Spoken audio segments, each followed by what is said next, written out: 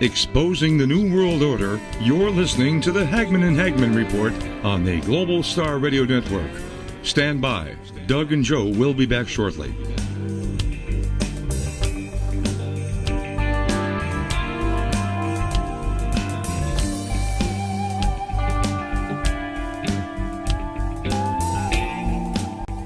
And ladies and gentlemen of the jury, the prosecution is not going to get that man today. No, because I'm going to get him.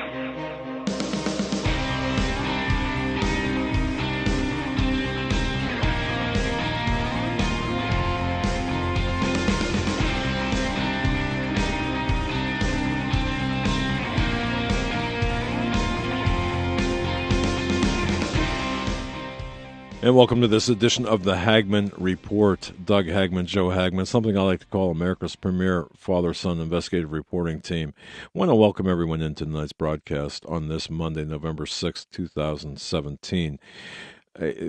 Off of a weekend, just an incredible weekend in terms of, the chaos that exists on the streets of America, off of a week that saw a terrorist attack, of course, in New York City, and then, of course, on Sunday, the horrific bloodshed in a small Texas town. And just think about how being in that town and how everyone really in that town is affected by what happened. There's no getting around it. Everyone was touched in that town. It would be like the town, 362 residents according to the latest census or the latest tax rolls for that town, and nearly 10% of the town wiped out. Think about that. And of course, Las Vegas, from October 1st, and we can go on and on. But, there's another side to all of this. There's the corruption side that's not getting much airplay. And we talk about, for example, on the show, we talk about Sean Hannity and his coverage of the corruption, the Clinton corruption. And the reason I bring his name up, in fact, he just retweeted an article by Peter Chauka on our Twitter feed, but he's relevant to this discussion because just like America being the final speed bump on the globalist road to takeover, I would say Sean Hannity in the corporate media is a speed bump in the total takeover of the corporate media. But when you pull the lens back and you look at what's taking place all across of our country, whether it's the chaos or whether it is the corruption, think about how many hearings, Senate intelligence hearings, various other committees within the Senate and the House that have conducted these inquiries, these hearings. What has ever become of the suspected perpetrators of fraud, of crimes, of criminal activity, of treason, of sedition? Not much, I dare say. Have you ever thought why there's nothing? Why no perp walks? Why no disposition? This is an area that interests me a great deal. And to that extent, Tom Horn has written a book titled Saboteurs and addresses this very issue. And Steve Quayle has been talking about this forever, since the first day on radio. And this rather long introduction, I think, was necessary to just paint the picture, set the tenor for tonight's broadcast. Because what we're seeing is something that even in certainly the mainstream captured corporate mass media, they will not touch. But even in the new, the honest, the alternative media, it's misunderstood, understated even. And that is the spiritual component to what we're seeing. The incredible secret, Masonic, if you will, the secret society aspect to what we're seeing. No one will touch that with a 10-foot pole. Many mock it. Many say it doesn't exist. I got my first education about this from Steve Quayle. I received additional education about this from Dr. Tom Horn, as well as others.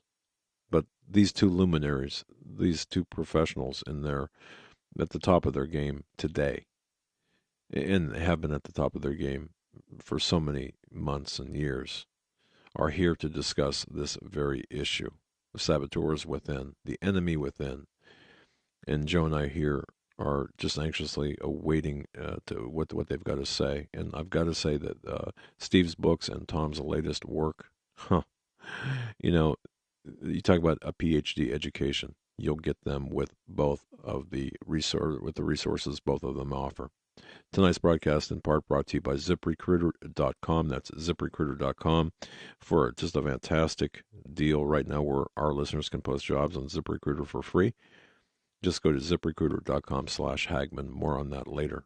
But without any further ado, Joe, let's bring our guests in. Joe, I'll toss it to you. Let's bring our guests in. Yeah, we have Steve Quayle from SteveQuayle.com and Tom Horn, SkywatchTV.com, and go to SkywatchTVStore.com for the deal on saboteurs. It's on there, and there's a great deal where you can not only get that, but other books such as I learned so much from that, Joe. Gods and Thrones, The Deeper State, and Shadow Hand. Tom Horn and Steve Quayle. Steve, I'm going to bring you on first. Well, thank you, and I think tonight's going to be a true eye-opener for everyone because I don't believe that anybody has done the research of the roots of what we're seeing right now. We all have to deal with the fruits, whether it's the shooting in Texas, the shootings all over the country, the false flags. Everybody has to deal with that. But it's one thing to deal with the fruit of evil. It's another thing to identify with the root of evil. Now, we're going to get into the book Saboteurs, and I want to give everyone a definition of sabotage, because obviously sabotage is an act. Saboteurs are those who are in the process of sabotaging. The word sabotage means to deliberately destroy, damage, or obstruct something. What we're watching, Doug and Tom, as you guys know, is obstruction of justice, and for the record, I don't believe there is any justice at this point. And it also means to vandalize, to wreck, to damage, destroy, cripple, impair, incapacitate, obstruct, disrupt, spoil, ruin, undermine, threaten, and subvert. That sounds like the Democratic platform, and this is a real statement because we're going to talk tonight about the spirit behind this, not to mention the cowardly Republicans. So in essence, what we're talking about is the entire process of light versus dark. I'm going to say one more statement and turn it over to my great friend Tom Horn. And just again, this is important. This is the most important time, I think, Doug, as we're coming out of very horrible events, going into even more horrific events. And never in the history, I wrote this down, of the world have so many events happen on such an accelerating basis. Battle lines are drawn, financial, geological, astronomical, racial, political, religious, treason in the open, massive cover-ups of false flag government-initiated terror. And let me say this, we're watching, too, as thousands of Trojan horses have been allowed into this country to sabotage this great nation. And therefore, Tom will identify the saboteurs. Hey, Tom, wonderful to be with you tonight. Hey, great to be with you too, Steve. Of course, on the following the eve of our mighty conference there in the middle of Branson that you put together. Holy smokes, man! I've not heard anything but very, very positive reports. You had people that came from all over the world. You had 40-some countries of people that were watching via live streaming. It was a real opportunity to talk to the whole world, and kudos to you, my good friend, about what a great job you did putting that together. And it was great to also get to meet Doug. It's funny, Doug, after all the programs that we've done together, but that was the first time you and I had actually had a chance to meet face to face, and it was wonderful. You know what, Tom, and I'm not kidding about this. Honestly, it was like being in the presence of royalty there, you among them, and it was such a great. Folks, Tom Horn, I'm going to say this. What a fantastic man, Tom and his wife, and they're just incredible people, as are Steve and his wife. But I've learned so much, and that weekend was just a fabulous time. Hey, I'm not going to take any more time, but thank you for all you, both of you, do. You cannot believe the work that goes into the end product of both Steve Quayle and Tom Horn. Go ahead, sir. Well, that also goes to you, Doug, and maybe later in the show we should talk. Steve and I would like to try to do something to try to help you raise the money for your budget. So I know we don't want to bring it up right now, but maybe in the middle of the program or sometime, because people don't realize often what a role that you and the Hagmann Report and Joe are playing in bringing the truth to power around this subject matter that the media elite won't touch with a 10-foot pole. You mentioned Hannity. He's one of the few guys out there that is trying to turn over some of these stones, to reveal what's actually going on with the continued push towards a globalist mindset. And we'll get into all of that this evening, but I want people to know that the Hagmann Report is one of the very few out there that certainly deserves people's support to whatever extent they can to try to keep you on the air. And so let's talk about that a little bit later. I didn't mean to jump off subject, but since you're bringing up how important what Steve and I do, even more so what the Hagmann Report does. Well, thank you, sir. And ladies and gentlemen, I'd like you to know that I believe, and Tom, you were there when Doug was brought up on the stage. I asked people who were there because of hearing about it, the Branson conference, but also all the different speakers that we had put on the week before Branson. I would say 90% of the people stood. Right. And so, again, tonight, Tom and I in the second hour or so are going to stand with Doug. And I want to make this point really quick, Tom, so I don't forget, because God knows I'm all over the place, and I'm trying harder to stay on point. But I want 10 pastors who have taken the threat against churches to email me if you have the cojones to take a concealed weapons permit class. I will pay you up to $100 each to take that class from someone who is a trainer. You are shepherds, men of God, and you are shepherds to protect your flock. And no bloody wolf with an attitude from Antifa, whatever it is, whoever claims they've got a gripe, or I can't use that word, or a complaint against the people of God, you have an obligation. So you need to send me, Steve777@stevequayle.com.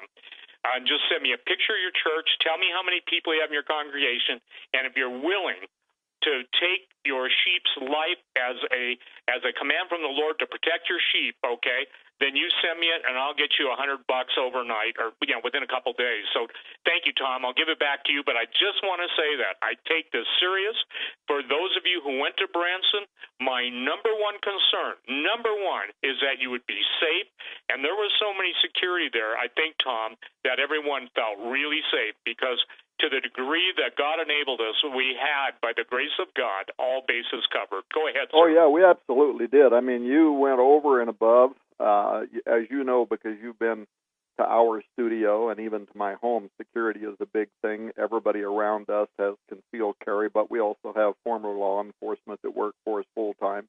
We take it very seriously. It's unfortunate that we live at a time in American history when we have to think so much that way, but we do, and it is a responsibility for every shepherd of every flock. And that was one of the things that I very much appreciated about the Branson conference, was we had security on the outside of the building. You couldn't even get in the building if you were carrying any kind of a handbag larger than a small purse. You still had to go through all the metal detections and other detection systems. And then the inside, you had a veritable army of people, including some of the top security personnel that cover some of the biggest events and television icons in the nation. And I was very happy to see that, and I know that everybody inside that building was happy to see that as well. In fact, I noticed when you were speaking, and I'm sure the guy didn't mean anything by it, but a guy got up and walked towards you with his iPhone going to take a picture, and there was security on him in a lightning bolt, and backed him up and made him go sit back down. And I know people there loved that. Well, look, the whole thing that the book Saboteurs, I did not intend to write this. It partly grew out of the phenomenon that is the Trump presidency. And then at around the same time, some of the revelations that were made in the WikiLeaks emails, we can touch some of those this evening, put me on the course for an investigation that basically draws back the curtain on the saboteurs, which you so well defined a moment ago, starting with January 20, 2017, the very, the president's acceptance speech. And if you go back now, people can Google this and go and read it. And if you didn't watch it live, go and read this amazing presidential acceptance speech where Donald Trump is standing up there.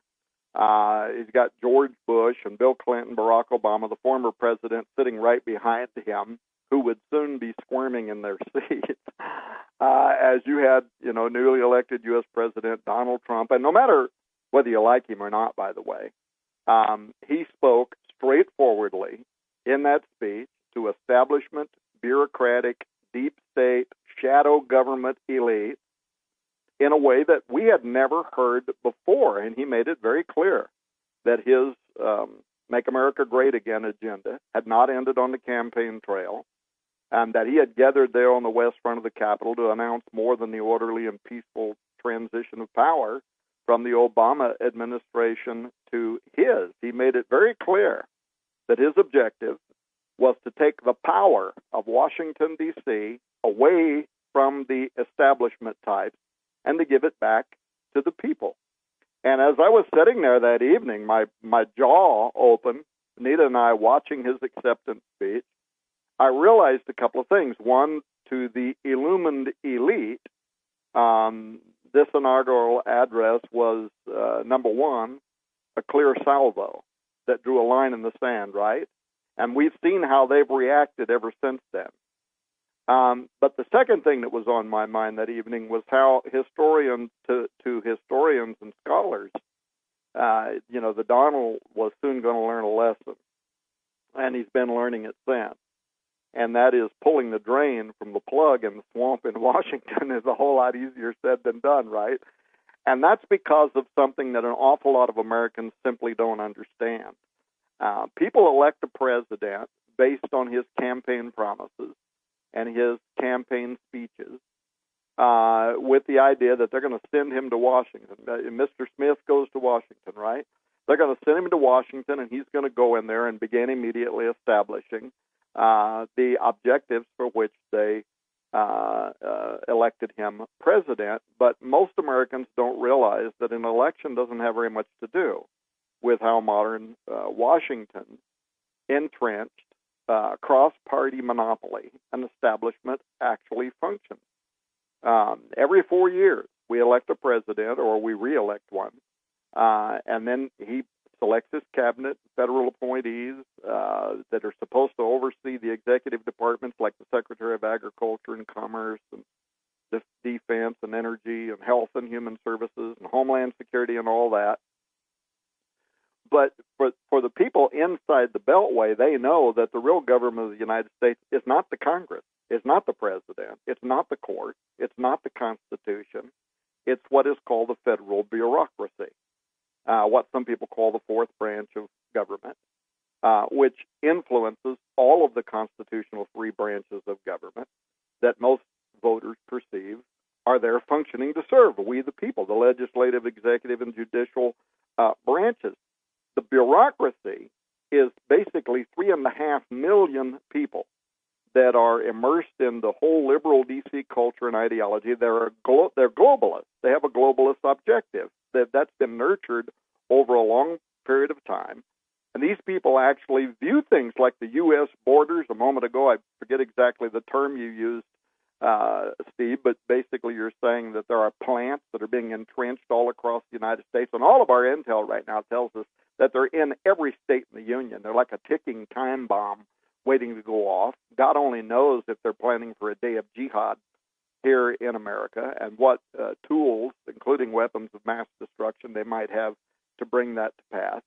And Donald Trump, with his whole speech about building a wall and all of his efforts so far to impede unmitigated immigration into the United States. This whole thing recently, the terrorist activity before yesterday's terrorist activity, where the guy, what do they call it? It's a lottery, right? And you get this lottery, you get to come into the United States with bypassing some of the typical security protocols for immigrating into the United States.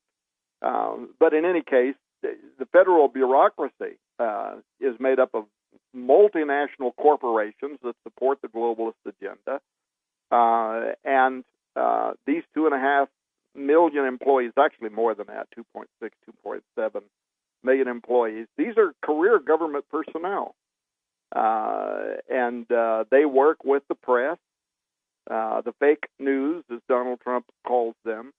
And these are people that perceive America's Judeo-Christian morality and its historical emphasis on the kind of rugged individualism that Doug was talking about at the opening of this program.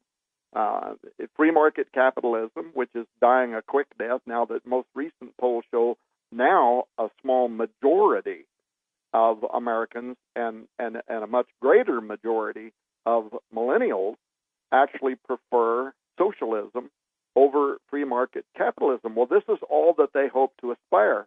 And right now, if they can't impeach President Trump or encourage somebody to take him out, which is some of the terrible stuff some of the comedians have been doing, showing his head chopped off, and one of the rappers' new album now shows his grave where he's been assassinated and all that crap. If they can't encourage some crazy person like the shooter that was in the church there yesterday to somehow assassinate him, then their plan is to basically oppose any and everything about the Make America Great Again agenda and wait him out, and in 3 years from now, get him out of office so that they can, reassume their globalist march towards a totalitarianistic type of world government. So, and now add to that, by the way, something else that's unprecedented. And that is how and this has never happened before, it's unprecedented, the former president, Obama, who immediately went across town and set up bunkers just 2 miles from the White House, where he and his Organizing for Action associates, their 250 offices nationwide, have commenced efforts to effectively function as what some in the Capitol Beltway are already calling a shadow government third-term pseudo-presidency. And so Obama, I think, Rush Limbaugh has made this point, Hannity has made this point. He has raced back to his early station as a radical Saul Alinsky-style agitation organizer. And you can see the events that between him and Soros, this manufactured chaos that they're trying to bring to the streets. Thank God their whole Antifa, or is that how you say it? I'm not an expert on the language. Yeah, I think that's good, Antifa, but let's just call them what they are, communists. Yeah, that their whole thing this last week was a big fizzle, and hopefully that will continue to be the fact. But it's all organized. And for those that don't know, Alinsky, the 1960s radical who wrote the book Rules for Radicals, and by whom Obama was guided, he's the guy that wrote this playbook. If you read his book, I've read it, he says in the beginning, the organizer's first job is to create chaos, to create issues, create perceived problems, and that through creating problems, you'll cause people, the average person, to become frustrated, to feel defeated, to feel lost, to feel futureless, as if the country isn't being guided in the proper way.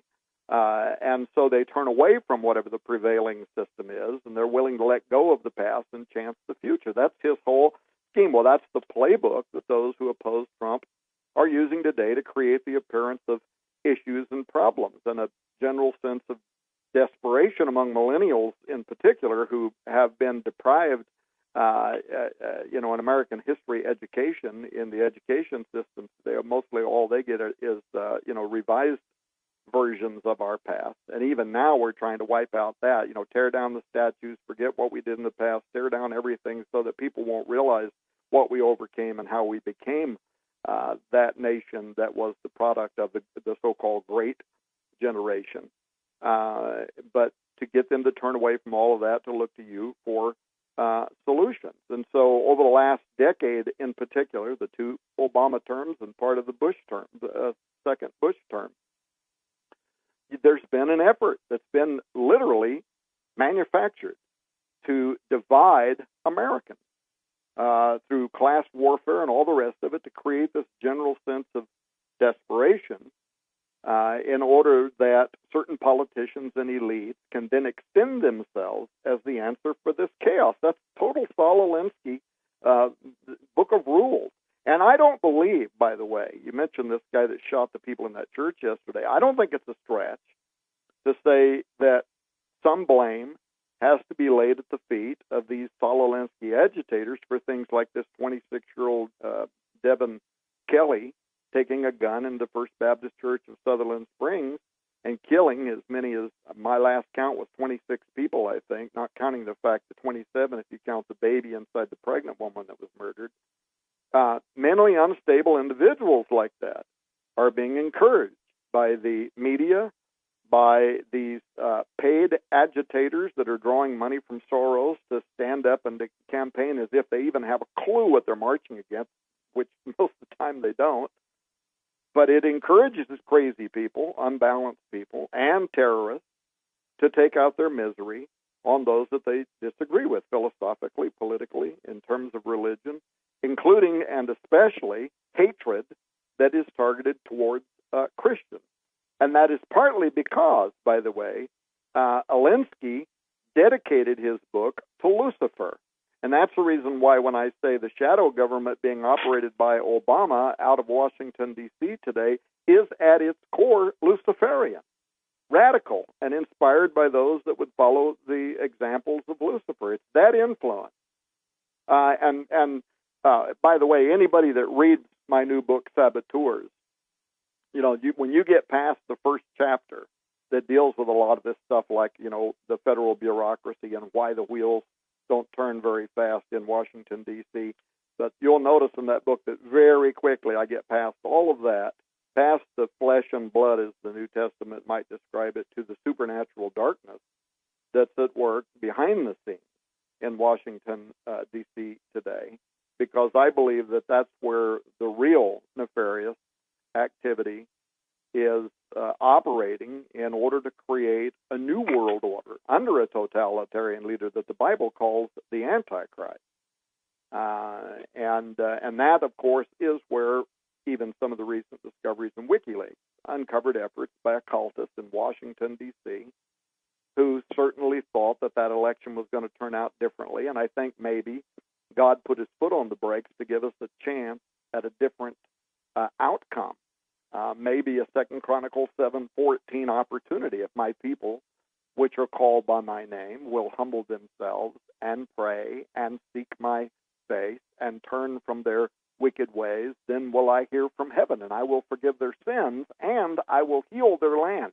Maybe right now we have a short window of opportunity to do that, don't you think? Well, I think, I want to address that too, Tom, because from the standpoint of when you and I first starting on radio together, it's almost decades now, we were talking about the gates of hell being opened. More and more people, ladies and gentlemen, those of you who have listened to Tom Horn, myself, those different guests that Doug and Joe have had on this show, we've been warning, and the gates of hell are not a metaphor as the backsliding, denialists that are in the puke pits. A puke pit is what used to be a ball pit, and now it all is so lukewarm it's just a vomit factory. That's me. But I want to share something, Tom. You brought it up. Now, here's the 13th rule. Sounds like I should, good book title. In Saul Alinsky, who was a Luciferian. Pick the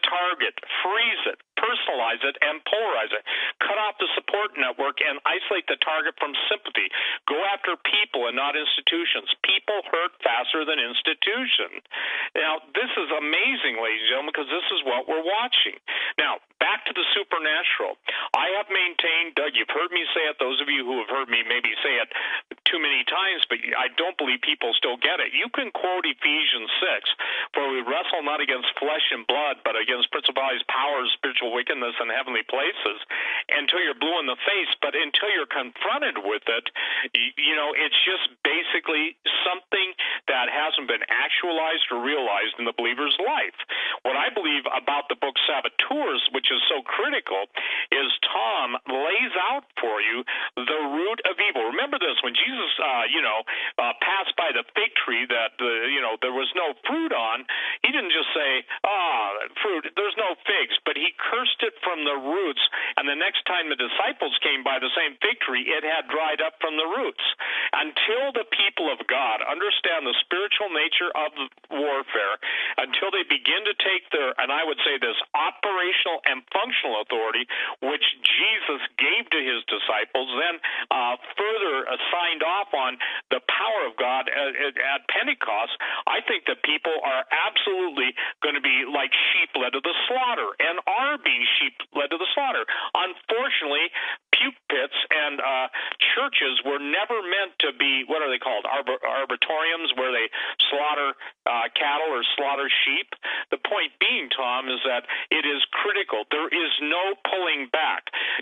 Sometimes I know you feel this way, and I know I felt this way, and Doug, you and Joe certainly feel this way, is that it's this whole listening to us or listening to whoever your guests are or you, this isn't for entertainment. It's to provoke to action. And it's provoke, by provocation I mean this, to prod you to understand, number one, first and foremost, who you are in Jesus, but second of all, the nature of the battle. What we're seeing now in government, and by the way, it was interesting, on the shooter, you guys, I don't know if you saw this story, but the Air Force failed to notify the FBI that this guy had been dishonorably discharged. Now, with the Jeopardy music playing in the background, okay, that's normal operating procedure. All I'd want to know is who was in charge of that and who didn't do it. My point is this. When the entire military, with exception, forgive me, when the majority of the military, with exception, has been placed in by a known open Luciferian president, when the entire intelligence apparatus, when the entire State Department, when in the entire, if you will, legislative, judicial, and executive, those who help, are all basically of the same ilk, the point is that how can people expect a political solution to a spiritual problem? Enter saboteurs. Go ahead, Tom. Yeah. Well, and listen, this isn't just us Christians that would understand what you're talking about. Occultists understand this, but probably actually more. You said people can quote, Ephesians 6:12 until they're blue in the face, and a lot of Christians do, but who never really either understand what they're quoting or believe in it. And more of our inner church polls are showing that most people who go to church in America today, in Americanized Christianity, and that, most of them don't read the Bible, but for those that go to church and hear the word spoken or can quote a particular proof text or something like that, they don't really believe in it anyway. Most of them no longer even believe in the divinity of Christ. The majority no longer believe in the inspiration of the Scriptures, so they're impotent. They're without power. They're without authority. So the sons of Sceva can come up and say, I adjure you by this Jesus whom Paul preaches, and get the thunder beat out of them, right? Paul I know, Jesus I know, but who are you, right? Just because you can quote certain things or say certain names doesn't mean anything. So I find it ironic that it's actually people in the occult that are stronger believers in supernaturalism than what most people in Americanized Christianity today, at least if you can believe the polls, are not as strong a believer. And so I thought it was kind of interesting that I was writing about this, or wrote about it in the book Saboteurs, but I was also reading about it again a couple of days ago about the French Revolution. And one of the things that stood out to me was how the occultists during the French Revolution believed that very powerful, non-human energies, evil energies, were emanating from their thought memes, their words, their contagious ideas. So as I'm explaining this, think about what is going on with the Organizing for Action agitators and the Soros agitators, and what they're doing out there on America's university and college campuses today, where they're setting fires and blaspheming God and trying to create whatever kind of chaos they can because they're snowflakes and they're completely unhappy with the way the election turned out. Some people also call this, by the way, the Peter Pan syndrome. I saw an article on that the other day where kids don't want to grow up. They just want to sit at home and play Nintendo and live off the benefits of the great generation. That's why so many of them want socialism, because even though it may not be very much money, in fact, it's going to be a kind of slavery, at least they don't have to get up and do anything, right? Or at least that's the way they think it's going to be. If they understand that the Antichrist is actually going to create a socialist system that is going to imprison everybody on planet Earth, that's actually what they're working towards. But in any case, these thought memes, the contagious ideas, the conversations that are taking place in the streets right now among these agitators, and then, of course, the symbols that they use, some of them using incantations, where they're saying the same verses, if you will, over and over and over again. During the French Revolution, the occultists understood that this was a way they could initiate a kind of supernatural evil through collective mind think, through group mind. And what they believed was that as people passed forward the thought forms that they were creating, the memes from one person to another, and then those ideas would go viral, the power and the reach of the entity that they were energizing would spread like an unseen presence. It would grow like an unseen presence. You remember that old movie many years ago? I think it was called Mysterious World or something like that, where Robbie the Robot was first presented. But the scientists found this abandoned laboratory where the aliens that had died bazillions of years earlier had wiped themselves out because they had created a machine that would cause the id. Remember that? Yeah, it was called Forbidden Planet with Walter Forbidden Pidgeon. Planet. There you go. Yeah. Well, that presence grows, and it is fed by these thought forms until it becomes an unimaginably destructive force. Well, so writing about the Masonic involvement in the French Revolution, Gary Lachman, and this is where I was reading about this in his book Politics and the Occult, he made this extraordinary, important observation that stood out to me about how these immaterial destructive forces that had unseen plans of their own had been released as a result of occult politics in the French Revolution, because remember, a large part of the French Revolution was out to do away with God, do away with religion. They put the big nude statue of the naked woman, on the top of the altar in the Church of Notre Dame, 20,000 people being killed in the guillotines. They were out to literally destroy the idea of God. Well, let me just give you this quick quote from the book. He says this, quote, Cazotte himself was aware of the dangerous energies unleashed by the revolution. Although he didn't use the term, he would no doubt have agreed that, whatever started it, the revolution soon took on a life of its own, coming under the power of an egregore, which is Greek for watcher, a kind of immaterial entity that is created by and presides over a human activity or collective. According to the anonymous author of the fascinating Meditations on the Terra, there are no good egregores, only negative ones. True or not, egregores can nevertheless be engendered by the collective will and imagination of nations. As Jocelyn Godwin points out, an egregore is augmented by human belief, ritual, and especially by sacrifice. Now, I want to say something about that in a moment. Continue, quote, if it is sufficiently nourished by such energies, the egregore can take on a life of its own and appear to be an independent personal divinity with limited power on behalf of its devotees and an unlimited appetite for their future devotion. If, as some esotericists believe, human conflicts are the result of spiritual forces for spiritual ends, and these forces are not all good, then collective catastrophes like the French Revolution take on a different significance, end quote. Isn't that fascinating?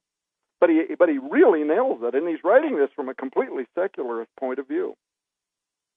Well, I think you've got to, the word you use is fascinating, because the Grigori,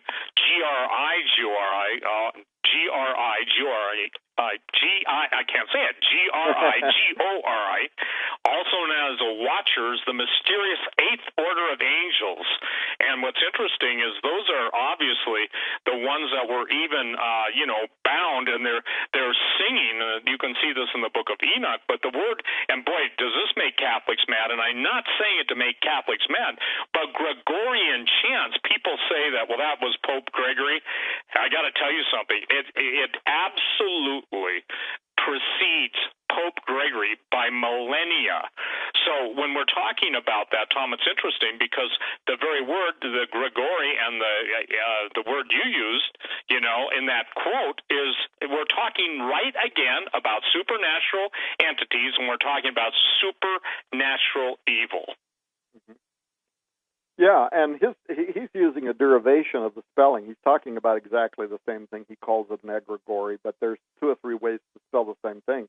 I just thought it was interesting that he also makes the case that we're actually talking about the same thing as a fallen watcher. We're talking about a very powerful fallen angelic presence, but that in any case, the occultists themselves were fully aware that they were energizing this invisible, and that as they spread their thought forms, their mind forms, their contagious memes from person to person, and the attitudes and the sentiments grew on the street, they were actually giving life to a growing evil supernaturalism whose intent, of course, was the destruction not only of France, but of the people that died in the guillotines and the rest of it.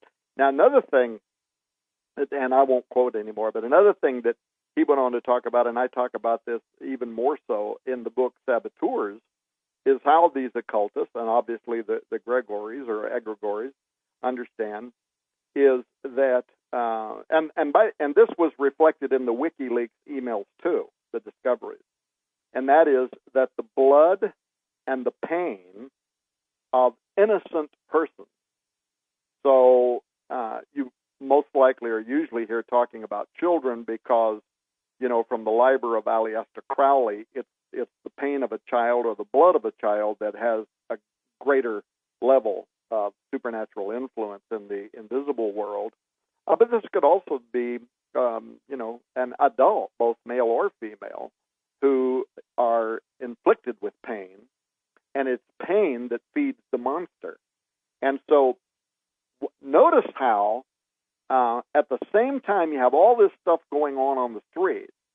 Is it a coincidence that all of a sudden we're discovering stuff that Steve Quayle's been talking about for a long time, and that's what's going on in Hollywood? I saw yesterday Michelle Pfeiffer, you might have saw her being quoted, where she said that it isn't just a few women in the Weinstein situation. She said every single woman she knows in Hollywood, therefore that would have to include her, I guess, she said has been sexually abused or harassed. Now, if you combine that with all that is coming out now about pedophilism, what we're witnessing is a dam bursting on one of the biggest cover-ups in American history.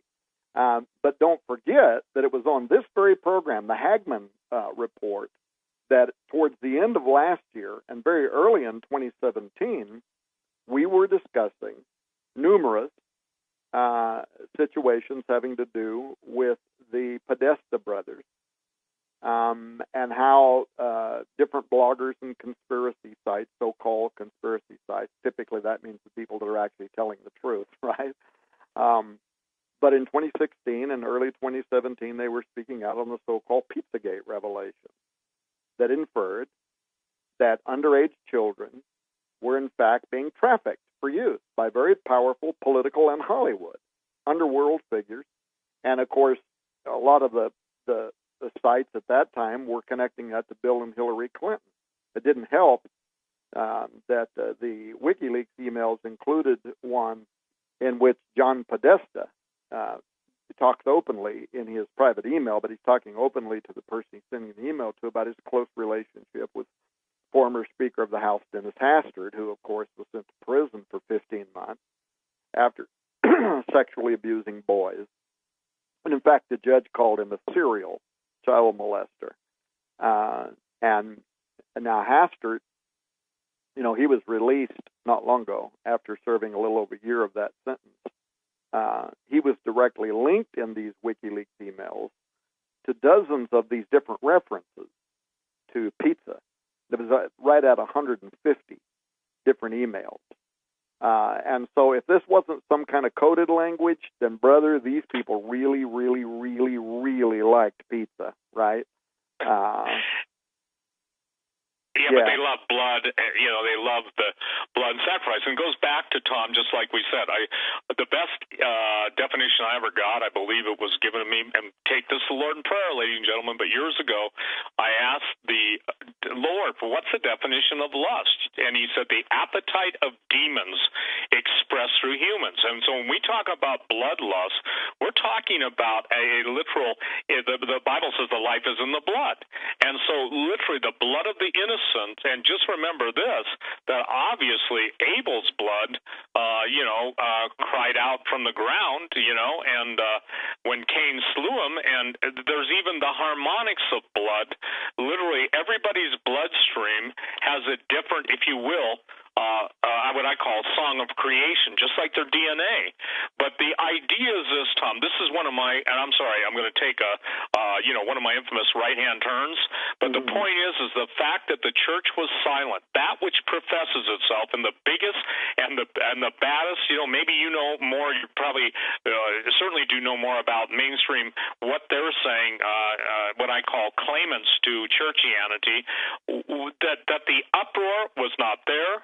There was a minor, let's say, noise made, but it's the same thing. When that which claimed to be followers of the Lord Jesus Christ wouldn't stand up for the aborted, they don't understand the very power that is now coming against them was due to the sacrifice. And even Christians didn't read the sacrament of abortion, where the people doing the abortion, and Satan said, basically, I'll paraphrase, you Christians are so dumb you don't understand what we're doing. The bottom line, we're deriving the power from the shed blood of the innocents to destroy you at the correct time. And I maintain to people that, that basically go to what I call wishy-washy worship places, they're in for big trouble, because there's coming a point, I think very soon, where people, if they're presented with the truth, as you're doing in Saboteurs, if they're presented with all of the different events taking place in the world, and they don't see the unseen hand of Lucifer, then there's nothing that we can basically do except just pray, God, somehow open up literally the portals to hell and give everybody a good glimpse, because that portal to hell is going to be what brings hell on earth. Go ahead.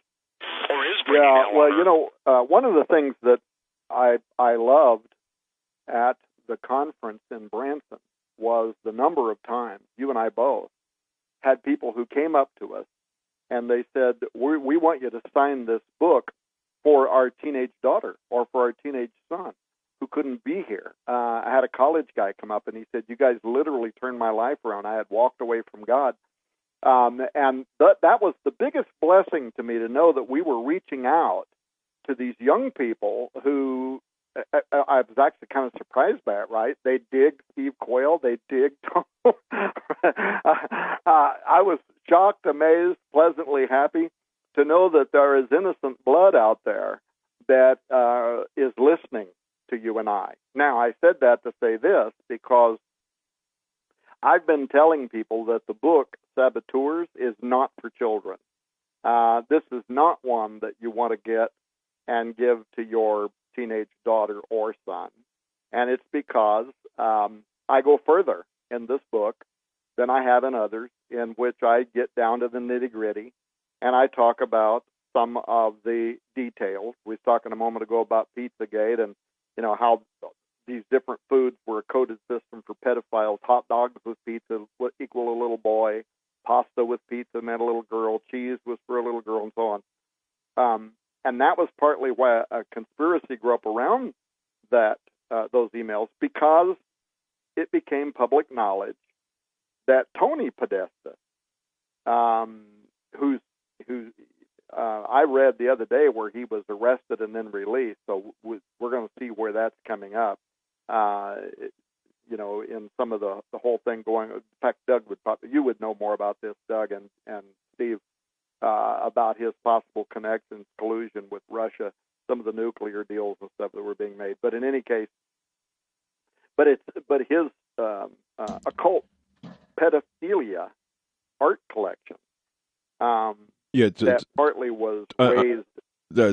Tom, let me just interject something. He's at the periphery of two separate intelligence, Senate and House intelligence investigations, and then also at the periphery of the special counsel investigation as it relates to the alleged Russian collusion. However, I think the information about his detention might be a little bit more than speculative and wishful thinking. However, getting back to on track what you're saying about the art collection, we've done an extensive investigation, and the information that you have assembled is perhaps the best out there. So I'll just leave it at that.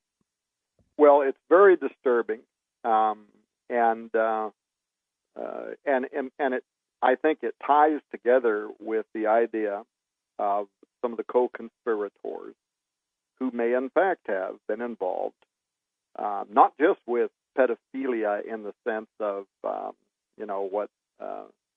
who's the actor, the really well-known actor that in the last few days admitted that he might have gotten drunk and took advantage of a young Hollywood boy. What's his name? House of Cards, that guy. Kevin Spacey. Yeah, Kevin Spaced Out. Call him Kevin Spaced Out. Yeah, Kevin Spaced Out.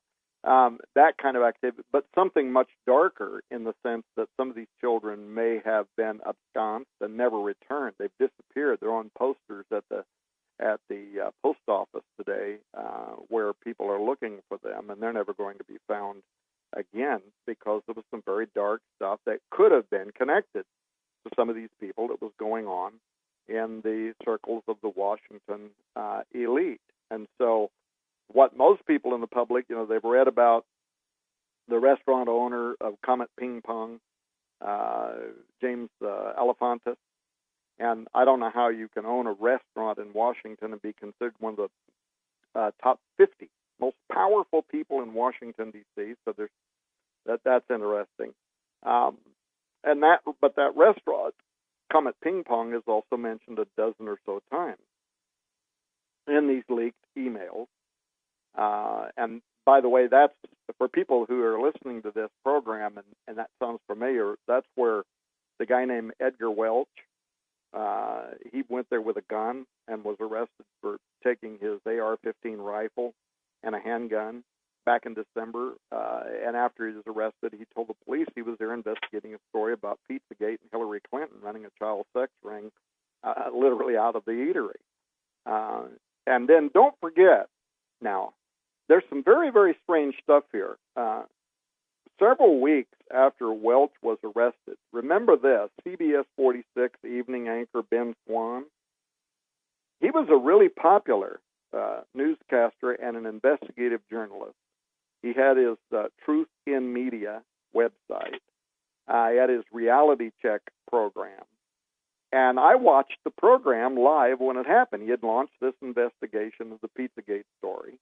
And he framed the location of the Comet Ping Pong as possibly connected with a child pornography ring.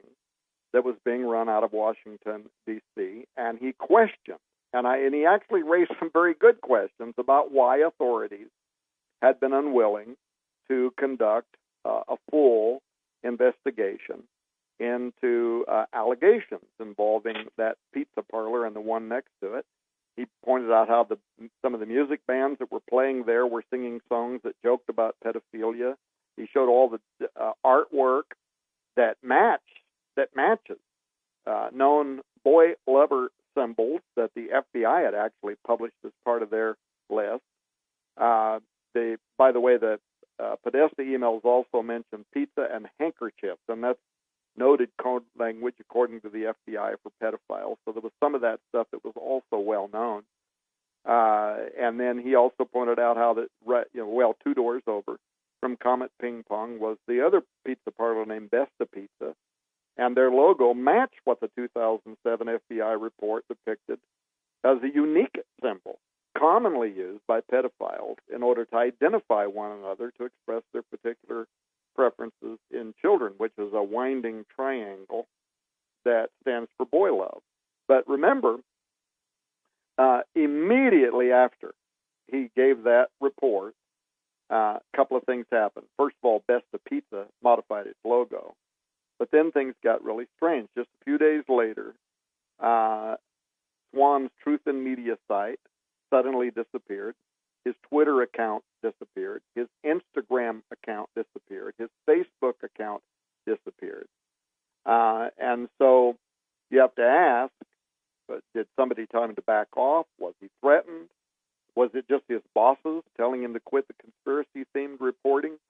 The reason that I raised the question is because our mutual friend Alex Jones, likewise, was somehow pressured into publicly apologizing for promoting commentary involving Pizzagate.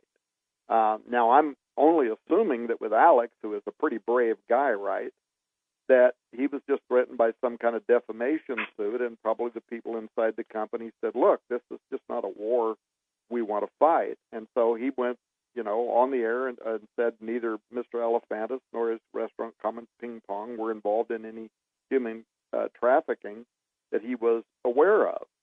And then Hillary Clinton comes out and she tweets about Pizzagate when Michael Flynn was forced to resign, and rubbed that in his face and reminded him of how him and his son had once accused her of running a child sex ring out of Comet Ping Pong. And is it a coincidence that now they, too, are being targeted in the Mueller investigation? And I've read over the last few days that they, too, are likely to be charged. So there seems to be, on the one hand, evidence that certainly ought to be investigated by America's highest criminal investigative institutions. And yet, on the other hand, there seems to be fear. Somebody is causing people to back off and not say anything for what? Fear that they too could wind up like that. Who's this black woman right now that is out there saying that the Democratic Party was taken over by Hillary Clinton and Donna Brazile. Yeah, and Donna Brazile this week talking about how following who's this kid I'm trying to remember that died. He had some of the WikiLeaks information Seth and Rich. was murdered. His name is Seth What's Rich. His name?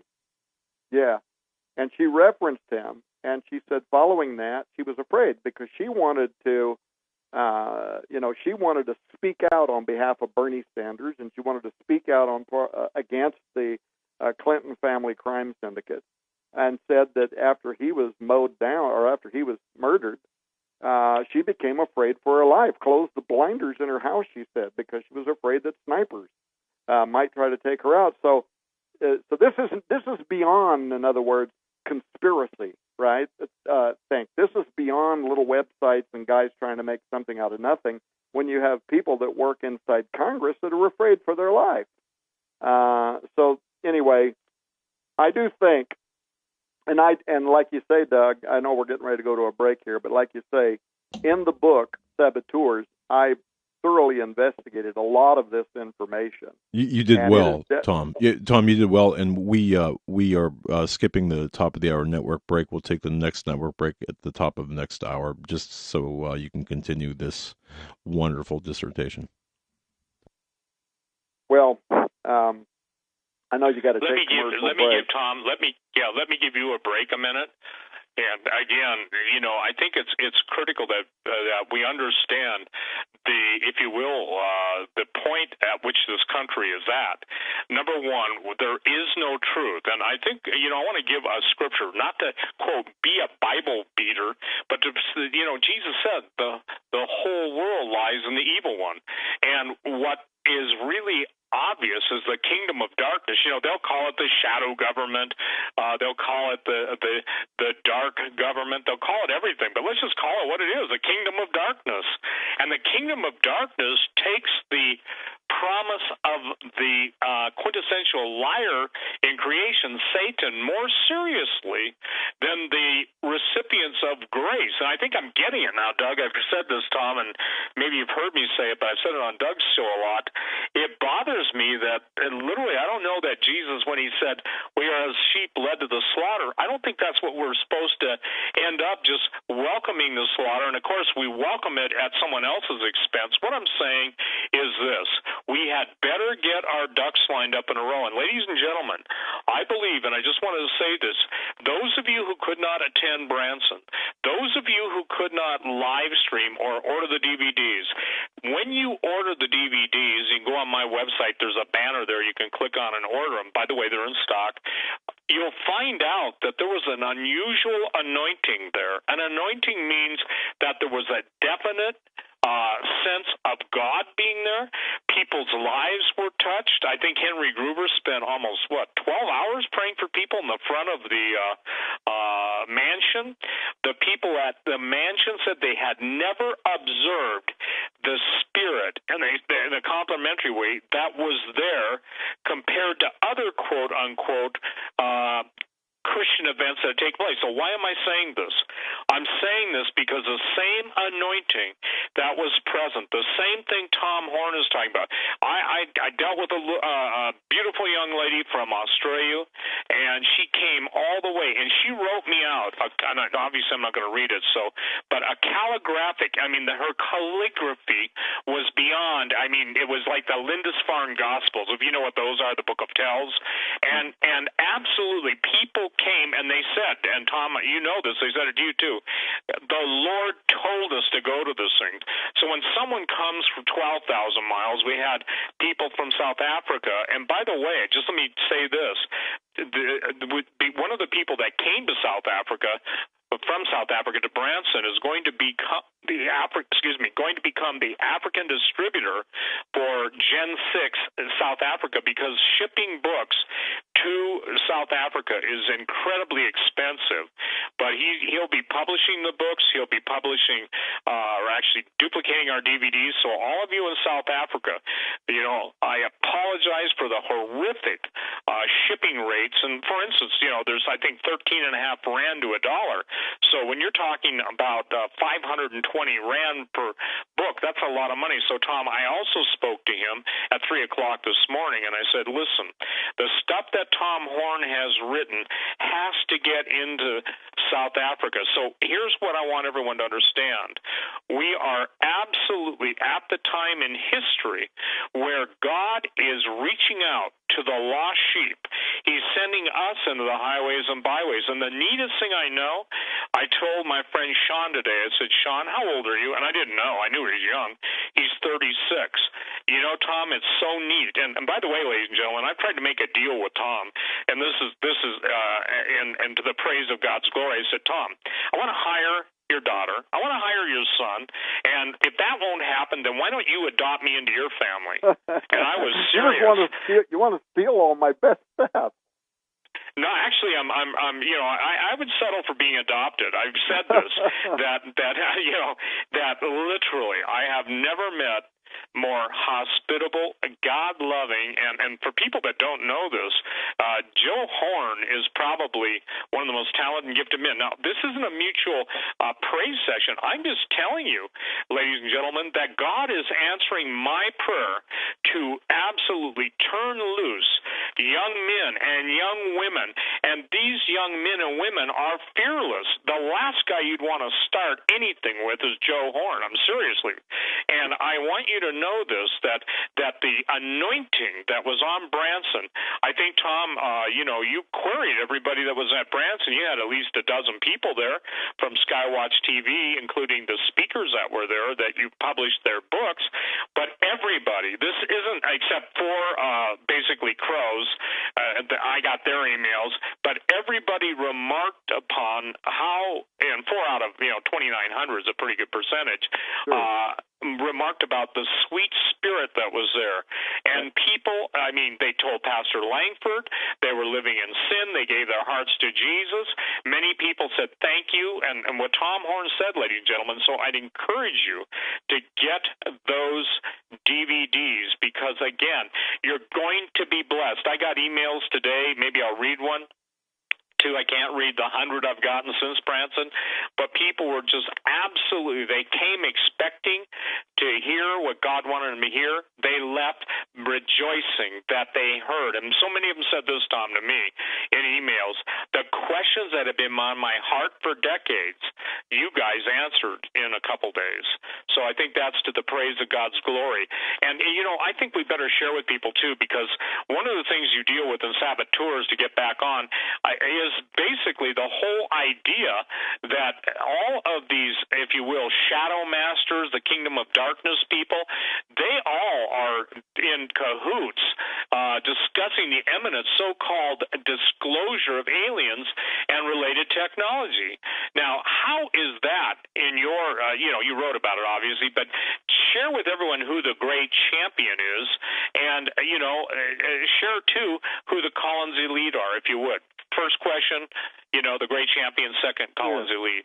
I would, but if I could, Steve, let me reflect what you were just saying about the conference and the spirit and the attitude that was there. As you knew, and a lot of other people may not have known, I've been trying to stop speaking at conferences.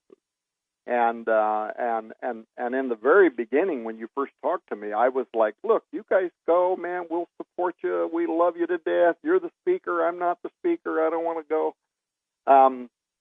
But I did go, and it was one of the best things that I have done in a very long time in terms of completely refreshing my spirit to be around that crowd of almost 3,000 people that were, it was the most wonderful thing. And Steve, by the way, as you know, I have flip-flopped from saying I don't want to speak at another conference to after that conference saying to you, Steve, we really ought to think about a 2018 conference that could be even bigger and badder. But I guess we'll talk more about that at some point in the future. And if that happens, we'll let people know about it. I'm going to answer your questions about the great champion and the WikiLeaks emails that talked about contiguous aliens and official disclosure.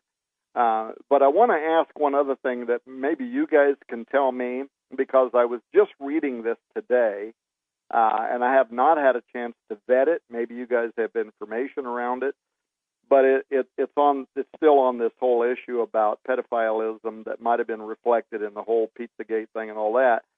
There is and I know, by the way, investigative journalist Liz Crokin, and I know that she is an award-winning journalist, and I know that she's done a lot of stuff in the past where she's tried to help sex victims of crimes and things like that. So this wouldn't surprise me, but I only read it just before I came on the air tonight, and I want to find out if you guys know anything about it.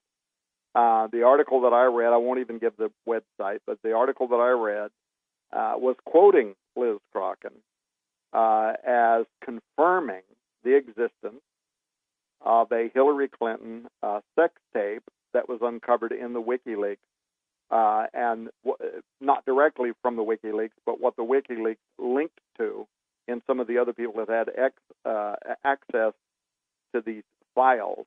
And in the article, it quotes her as referring to this as a pedophile sex tape that features Hillary Clinton.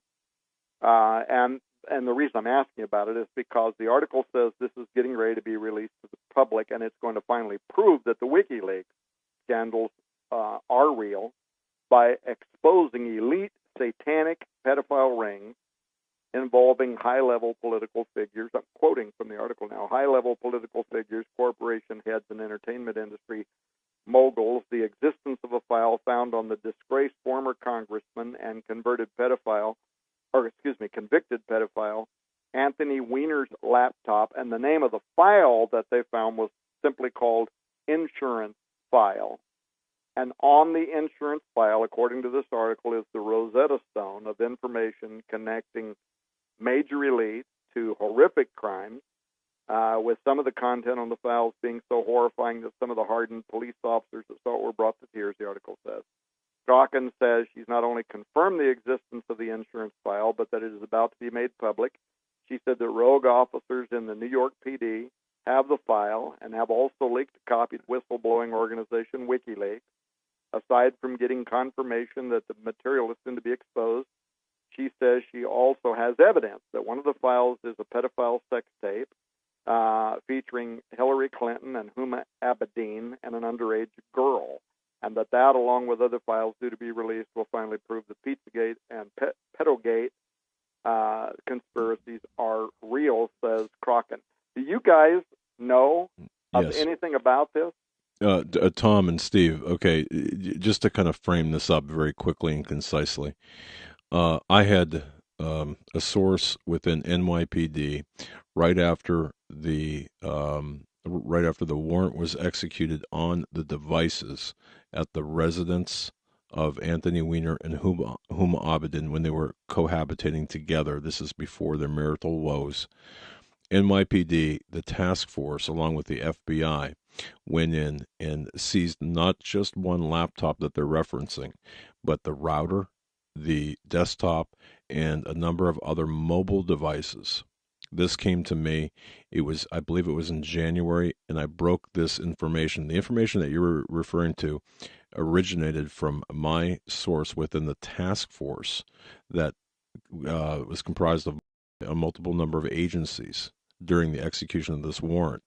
During the time that they were on premise, and this is critical for people to understand, the FBI came in and took over the inventory of the devices, took over the physical possession of the devices, during which time there were two individuals there from NYPD who were quick enough and smart enough to take a thumb drive, basically a thumb drive. It wasn't a thumb drive, but I'll just reference it like that, and transfer data from the devices onto this removable thumb drive. This is immediately before the FBI seized the physical possession of the devices.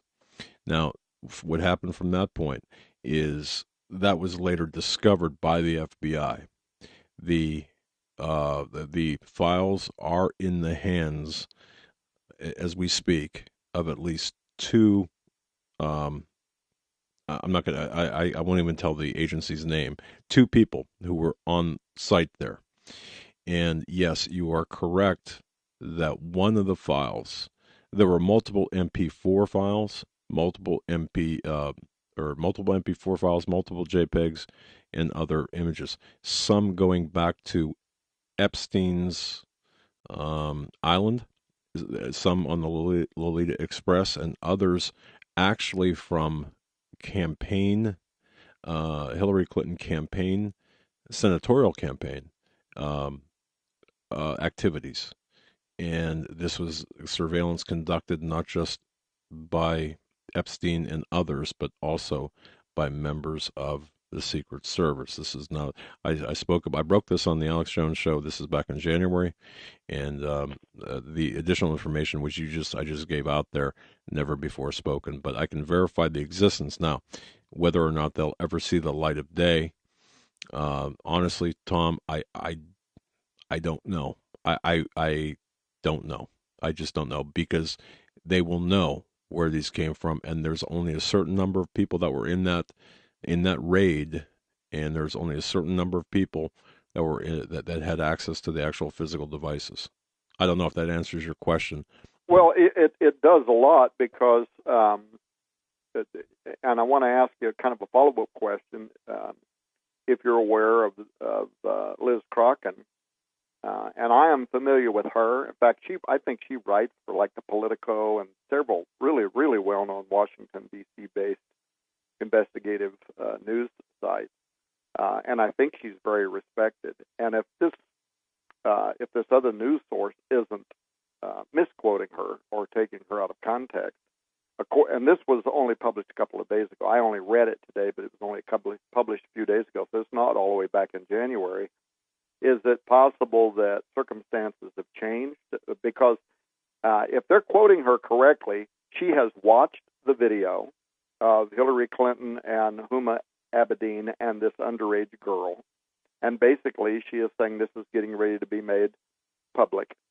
Well, not basically. If they're quoting her correctly, she's saying this is getting ready to be made public, and it's going to blow the whole lid open on providing substantial evidence that there really was something behind the entire Pizzagate. Are you familiar with any of this now? Well, I'm familiar with the subject matter. I don't believe the actual file. I don't believe anyone, and that would include her, would have access to viewing the file, the authentic file from the devices. I would be, in my view, okay. And no, look, I don't know. But I would be very surprised if they have been outside of a safety vault since mid-January, because that's just me. So no, I don't know.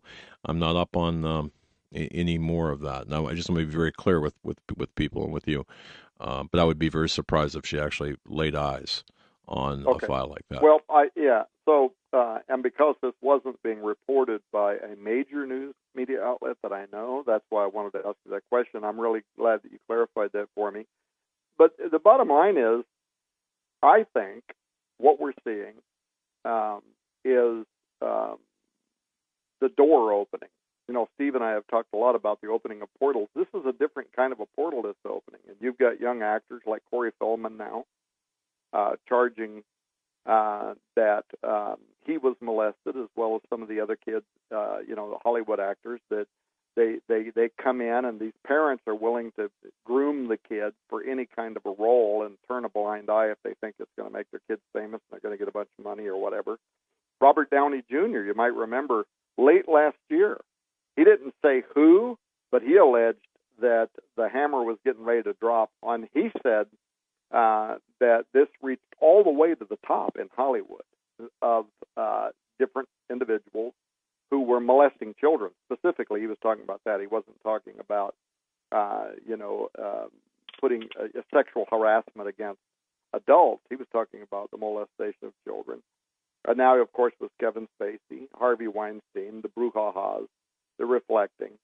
Support, I think, for allegations from, people like Zachary King. Are you familiar with him, the former high wizard of the Satanic Church?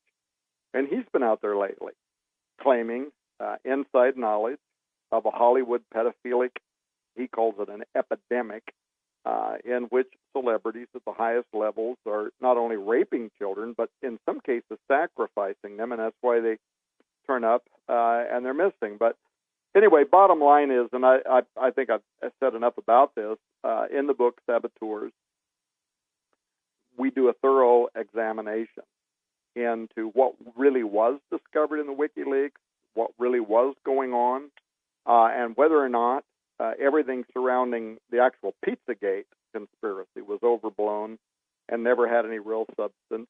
There has been a series of recent police raids on pedophilic circles in the United States, and some of them with ties to international child trading, that illustrates that this crime is not only alive and well, but as Steve Quayle has been saying for years, it includes the elite, and sometimes, as much as modern world. It includes the occult elite, who are either bloodletting or outright sacrificing some of these children. Now, President Trump, just a few months ago, he responded to one of the arrests, and he held a press conference, you'll probably remember, in which he announced his plan to bring the full force and weight of the United States government against what he called the epidemic of human trafficking. But did you notice that former Congressman Cynthia McKinney, now remember, Cynthia, who certainly is no friend of the conservative right or Donald Trump, but she's the one that at one time challenged the elite on the floor of the House. People can Google this and read it, about what she called their participation in sex slavery, right? Talk about an eyebrow-raising moment. Well, when Trump said that he was going to bring the full force and weight of the U.S. government against the epidemic of human trafficking here a few months ago, she did a radio interview people can Google and watch on YouTube, in which she agreed with Trump's plan to take down child abusers, but she offered a really disquieting revelation of her own in the form of a warning to the new president. She said, if you go after pedophiles, plan to make arrests of both Republicans and Democrats reaching all the way to the top in Washington, D.C. And you can watch her say this in a recent radio interview following his announcement that he was going to bring the full force and weight of the U.S. government. So the lid is it's kind of cracking open right now. And it kind of reminds me, remember, this has been almost a decade ago, maybe over a decade ago, when the Immigration and Custom Enforcement investigation into the purchase of child porn. Remember, it turned up something like 250 military employees of the Defense Department that had been looking at child porn. Remember that? And sharing with each other child porn. And then, again, mysteriously, right, the Pentagon refuses to investigate the culprit. You had this Dutch whistleblower, Ronald Bernard, not long ago, in an interview, talking about how he participated in secret sex cult societies that included rituals and human sacrifices. So you've got people coming out now, and they're talking about everything from the highest levels of the U.S. government to Hollywood. You got veterans of the trade like John Robertson and Elijah Wood and Corey Feldman, and all of them coming forward now saying, please, people, pay attention to what's being said because this is real. And these are guys, they have to be brave to do what they're doing because it could be the end of their career in Hollywood. It could be the end of their acting career. They'll be out there next week trying to sell real estate. And yet, here they are, they're saying, look, there are very dark secrets involving child sex abuse and cover-up. In fact, Robertson is another guy in particular that says the filmmaking capital's rampant pedophilia includes occult elements, including child sacrifice. He's done radio interviews recently where he's talked about that and how they use these, what he called druid incantations and witchcraft and sacrifice of children. So anyway, I don't want to go on about that no more, but the point is I'm glad that you clarified some of that for me because I thought, wow, if this is really true about Hillary Clinton, and it might actually be true, but if it was getting ready to be made news, man, I would think she'd be moving to another country with no extradition rules. Well, I think, too, that this comes under the category, Doug, you remember on your show, I made this statement, and tonight there are 7 aircraft carriers out of port. And if you remember when Obama was president, and yes, you heard me, Obama was president, they basically had all our aircraft carriers in port. Remember that? That was, maybe 2 years ago? Yeah. I'm going to say something. If he ships out 2 more, you're going to have 9 of the 11. I think that's going to be a very significant symbol. Now, maybe it won't. Maybe they'll stay 7. But I think what we've got to cover tonight is the fact that the whole WikiLeaks, and especially the alien agenda, let me define behind the alien agenda. The alien agenda is coming more and more into focus all across the world, that the aliens will ultimately be here to save us from ourselves, that they created us, and that's the tie between Antarctica and Mars. That's the tie between all of the genetic engineering going on, the massive amounts of U.S. military beneath the ice, empire beneath the ice, or you can go to the Daily Mail. Some people say that's crazy, and read Boriska, the boy from Mars. I don't know if you saw that, Tom. 2 years old I got that advancement. email from you earlier, yes. Yeah, okay. But what we're trying to have everyone understand, look, the fallen angels had lust for earth women. They wanted to insert themselves into the human bloodline. That union, that combination produced the giants. And again, I use a word different from most people, the Rephaim, which translates the dead. The book of Enoch and the book of Giants teach when those guys, the giants, died, not fallen angels, the giants, that half angelic human hybrid became demons. And the giants in the world were cannibals. I'm sorry, but BFGs weren't real, big friendly giants. The point being is that we're now watching the cannibalism hit the main stage. And by the way, Tom, you've probably seen it, but everybody from The Rock said on Saturday Night Live, Hail Satan. Most of the rock and roll bands, Rolling Stones, their song Sympathy for the Devil, Van Halen. It seems like the top bands have always had this statement. I believe Miley Cyrus made the statement, or somebody recently made the statement, well, Lucifer's just misunderstood. Well, here's the thing. The Christians have got, and only by, not by might nor by power, but by my spirit, saith the Lord, to get a reality check. Because, ladies and gentlemen, the gates of hell aren't just a subject matter that Tom wrote about in the Ahriman Gate, or that I picked up on. I mean, it was Tom Horn on the show with Doug Hagman that basically it was my time to have that key to my understanding unlocked. The point is, I knew about stargates, portals, but I never put them into the terms of Jesus' word. Now, Tom, there are people out there that just say, oh, the gates of hell, that's just a metaphor. Well, I got news for you. It's not the metaphor busting into churches, killing people. There's even a story out that one of the lead psychiatrists, by the way, I looked him up. He's a real psychiatrist at New York Medical, one of the universities in New York, or New York Medical School, basically said he's encountering true demon possession, and he's saying that true demon possession is real.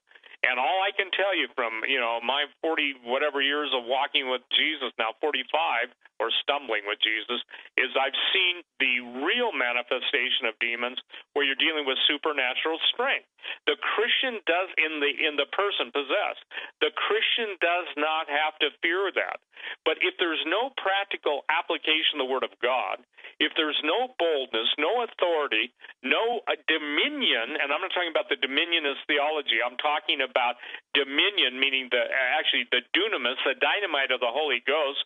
There's two words, authority, but what we're talking about is a supernatural plan conceived over millennia and before even the creation of Adam and Eve and the destruction that God brought about on Lucifer. That was my whole presentation, or forgive me, a 15-minute part of my presentation at Branson, and it's really got people to think. So right now, ladies and gentlemen, where it all leads to is simply this. Tom, there's a war going on in the world of AI, and you might mention, quote, our secret project, and only give away as much as you feel comfortable, because we're working on a secret project. You want to address that? Not in detail. Yeah, not in detail, but just as it relates to University of London and the milieu. Yeah. All right. So you gave me a whole lot to have to deal with here, to deal with what the revelations about aliens, contiguous aliens, and official disclosure in the WikiLeaks. So I'll do that in a minute. And then also what we have coming up. Well, let's just say this. If they thought that the 2017 conference was fantastic, brother, they better get ready, for if we do this. There's still a question about if we even are going to do this. But if we bring to Branson what we're talking about now in 2018, and we won't hold them out there very long. In January, February, sometime in them, we'll start talking about if we're going to do it. It's going to be the ultimate answer to the University of London, referring to me and you as the leaders of the milieu. I've had people tell me they love the way I say that because I can't speak French, so I sound like an Okie trying to speak French. But yeah, naming you and I and those around us as the leaders of the transhumanist resistance. And let's just say there are some earth-shaking things that if we do it, and if we can put it all together, which is another big question, we'll start talking about it maybe in January. We'll have you and Timothy Alberino come down and come on Skywatch Television. And maybe we'll tease that in December, and then in January start kind of unfolding what it all means. But it would be a mega effort on our part. I think we can do it.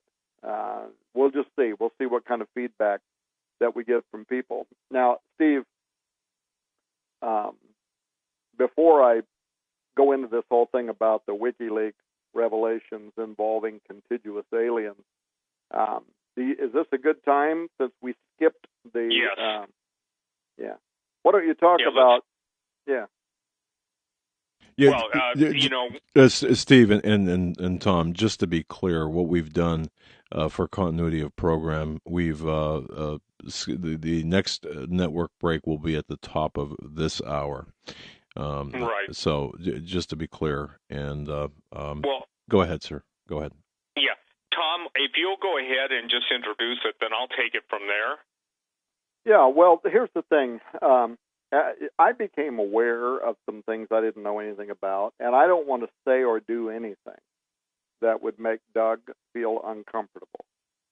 So let me just say that I became aware that there are some financial needs, and it has to do with the Hagmann program, and I want to make sure that this program remains on air and that both Doug and Joe are able to continue doing what they do, because you and I, Steve, we see this really right down where the rubber meets the road, and we know how few places, and I'm including some of the biggest, most well-known so-called alternative radio programs out there that would never allow me and you, Steve, to come on and talk with the kind of explicitity that I just did in the first hour and a half of this program. They'd never let it happen, and if we recorded it, they'd just cut it out and wouldn't even broadcast it.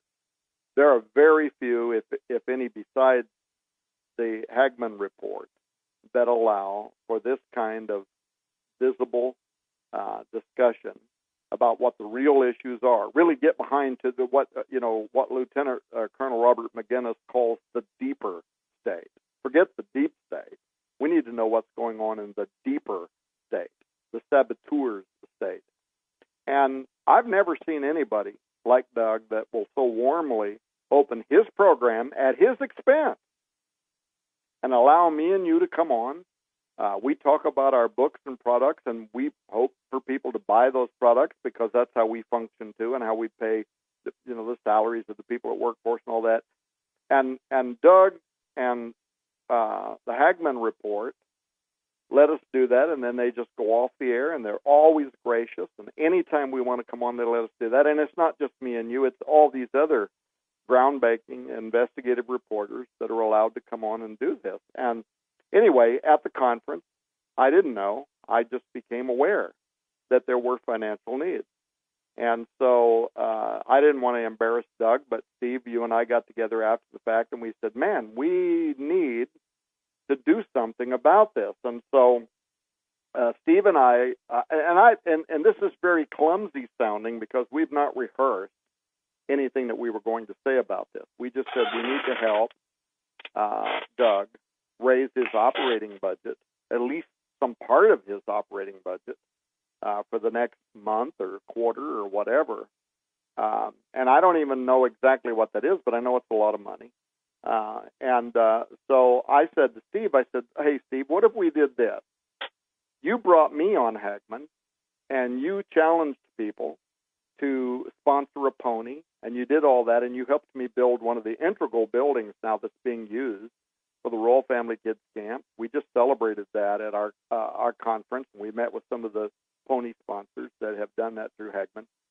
What if you and me, Steve, came back and said, okay, now we want to give back, and we want to challenge people? And so we decided that between the two of us, we would donate $10,000 and then challenge people out there to do what they can. If there are people that could donate $5,000 or $10,000 or $100 to help keep the Hagmann Report free and on the air and able to bring in people like us, so that you don't have to rely only on CNN and the sanitized news, well, worse than sanitized. This is one thing Trump absolutely does have, right? The fake news, right? So jump in here, Steve, and tell me, how should I? No, you did it really well. And here's the thing, ladies and gentlemen. The idea is simply this. The economy, who knows? Unfortunately, Doug and Joe weren't in Bitcoin, neither were I and Tom. But because we wanted to basically challenge those of you of means that can do this with us, we're not asking anybody to lead the way. We're going to lead the way. But if you can join with us to help them, I told Doug, I said, Doug, I think it's going to be a volatile 6 months. I know as things get tough, people get into a position where they can't give, and I don't despise the widow's mite in any way, shape, or form. The idea is this, ladies and gentlemen, that we're asking you to stand with us. If you want to stand with us, and I just want you to email me and put in there, stand with Doug. I want to thank those of you who have already done this on a monthly basis. And look, we don't beg for money, but the point is that Doug's been honest with you. If you even understood the legal bills in the background because of silly, and I would say this, unfounded litigation, if you were to understand the slander we deal with, and there are times when I have to talk to Doug and encourage him, and there are times, believe me, today was one of them, when I needed his counsel from an investigator standpoint just to see something I wasn't seeing correctly. But there are people that were at the Branson conference that came, and I know, look, if you got money in your pocket, I'm not trying to pick it, okay? I'm only asking those of you who can to stand with Tom Horn and Steve Quayle. We each are going to send Doug a check for $5,000. That's $10,000, and we're trying to get others to stand with us. Now, listen, I take nothing or no one for granted. I know the days when, our privilege, our freedom to even talk about what we're talking about, and I think, honestly, you gave it the statement, Tom. People are getting a PhD, a pretty heavenly degree in understanding the end times. And the people who have a hunger for the truth tune in, and they turn on. That's what I'm trying to say, meaning their radio, their computer, whatever, to listen to this. And I just want to thank, every one of you who've prayed for Doug and Joe. I want to thank every one of you who has absolutely helped them financially. I know there are people who can't. But the thing is that I can, Tom can, and there are others who can. So, please, ladies and gentlemen, Doug's got a thing on his website where you can donate by PayPal, you can donate by credit card, but here's the deal. We're not on every other. There are new broadcasters that want you to sell this, sell that, sell this, and support us, support us, support us. That's never been the case on this program, nor will be. The goal is to raise 6 months, which will take us into pretty much May of next year, to be able to give them breathing room. If you've watched where Doug started at to where they are now, they're doing the body a great service. And because so many of you send me emails, and you send them to Tom, you send them to Pastor Langford, you say, this is the only fellowship I've got the people, for instance, that monitor Skywatch TV, and thank those of you who monitor my website. And I don't have, you guys, any bulletin boards or anything, but there are people that monitor chat rooms. And I'd like to thank all 30 of you who do that on the Days of Noah chat room. I don't do that kind of stuff, but Doug has literally, I can tell you this, I know what it's like to be so down, you feel like you're a subterranean person instead of a child of the king sometimes, and the devil works overtime. Also, the health issues, I'm not going into detail, but the health issues are real. And the point is that those are bills. So please, ladies and gentlemen, as those of you who stood to show your appreciation, we're asking you, those who can, I want to make it clear, those who can, to stand with us in our pledge of $10,000 to begin, if you will, pumping or priming the pump to be able to be a blessing to Doug and the Hagmans. And I want to share this with you, Doug. I thank you for providing the vehicle for all those who have sent me emails saying thank you for bringing me back to Jesus. Thank you for introducing me to Jesus. The ones who basically they are just beyond jumping out of their skin sometimes. They want to come and they want to work. Well, ladies and gentlemen, it takes money. Nobody in Doug's organization, my organization, or Tom's organization, nobody is in any of our employees that doesn't get paid. In other words, the servant is worthy of the hire. So please, you can go on, Doug's website. You can go on. You can send me an email. I don't need to know, but please stand with us and send me an email if you're standing with us so I can pray, because one of the things that we're going to do, I want to share something, the secret. Hey, Tom, neither you or I are good at keeping secrets, but we're good at kind of throwing stuff out there. I want this, now pay attention, I'm giving you a code, to be the biggest thing you've ever seen. And I want you to understand the most advanced thing you've ever seen. And by the way, the speakers will be different. The speakers will be totally different. And we're reaching out to some of the most, I would say this is a fair statement, Tom, some of the brightest men in the world. And not all of them will be Christians, but some of them are having their own crisis of faith, even moving from the position of they used to be atheists, and now they're agnostic because they come at the end of their genius, their brilliance in their life. They're going, there is design. I cannot get away from it.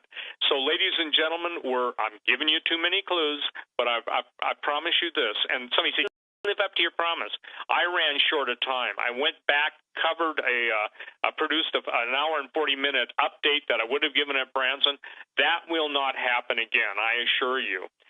So, please stand with Doug, stand with Joe, and thank you for praying for them and keep them covered in prayer. I can only say this, Doug, I promise you I'd never speak out of school, and I won't. But and I say this with all due respect to the Lord. Most people have no idea what they go through. I only do because Doug is my friend. Tom only does because I told him what was going on. It wasn't to breach any confidence. It was just to say, Tom, you and I have been blessed. He's allowed us free access. Let's prime the pump. So enough said about that. Please, ladies and gentlemen, stand with us.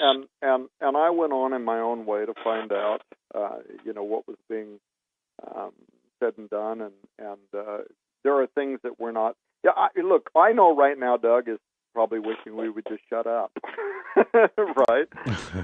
It's not his style. It's not Joe's style. They don't ask for money. They don't do any of those things.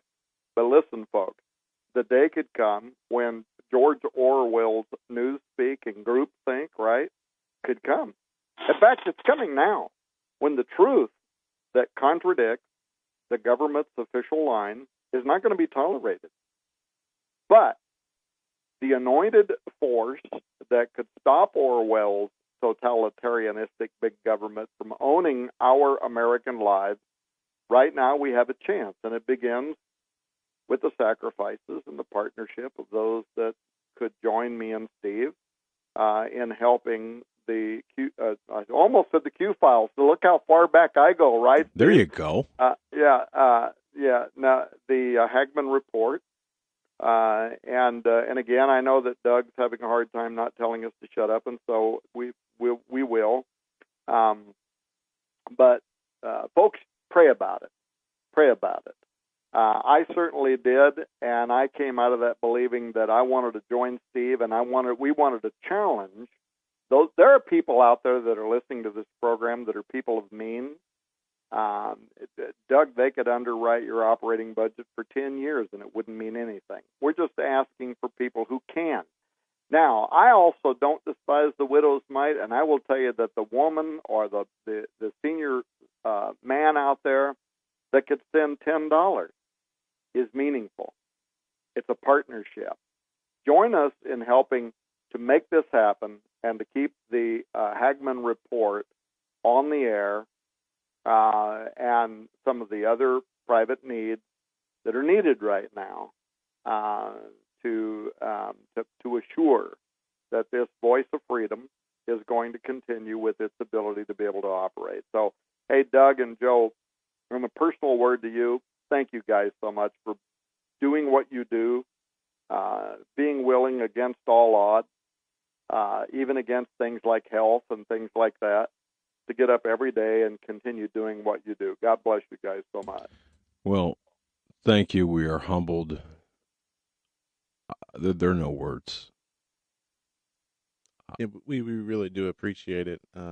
We just show up here every day and try to do our best, and it's people like you, guests like you guys who make this show great. So thank you so much. Well, and I believe by faith, there are people out there that have heard. They're going to respond. They're part of the army of God, and they're going to help us help you. They're going to help you directly, and we'll get these needs met. One of the things, too, Tom, that I think is really critical in saboteurs, I don't think that people understand the level of penetration. It's not just a few; it's the many. And if God is historically repeating how He exposes the nation's sins and the leader's sins, then we can expect a lot of stuff to happen. But look, as Mike McQuitty, who passed away, he and his wife were both killed in a car wreck, a car train wreck, something like that years ago. I've forgotten now.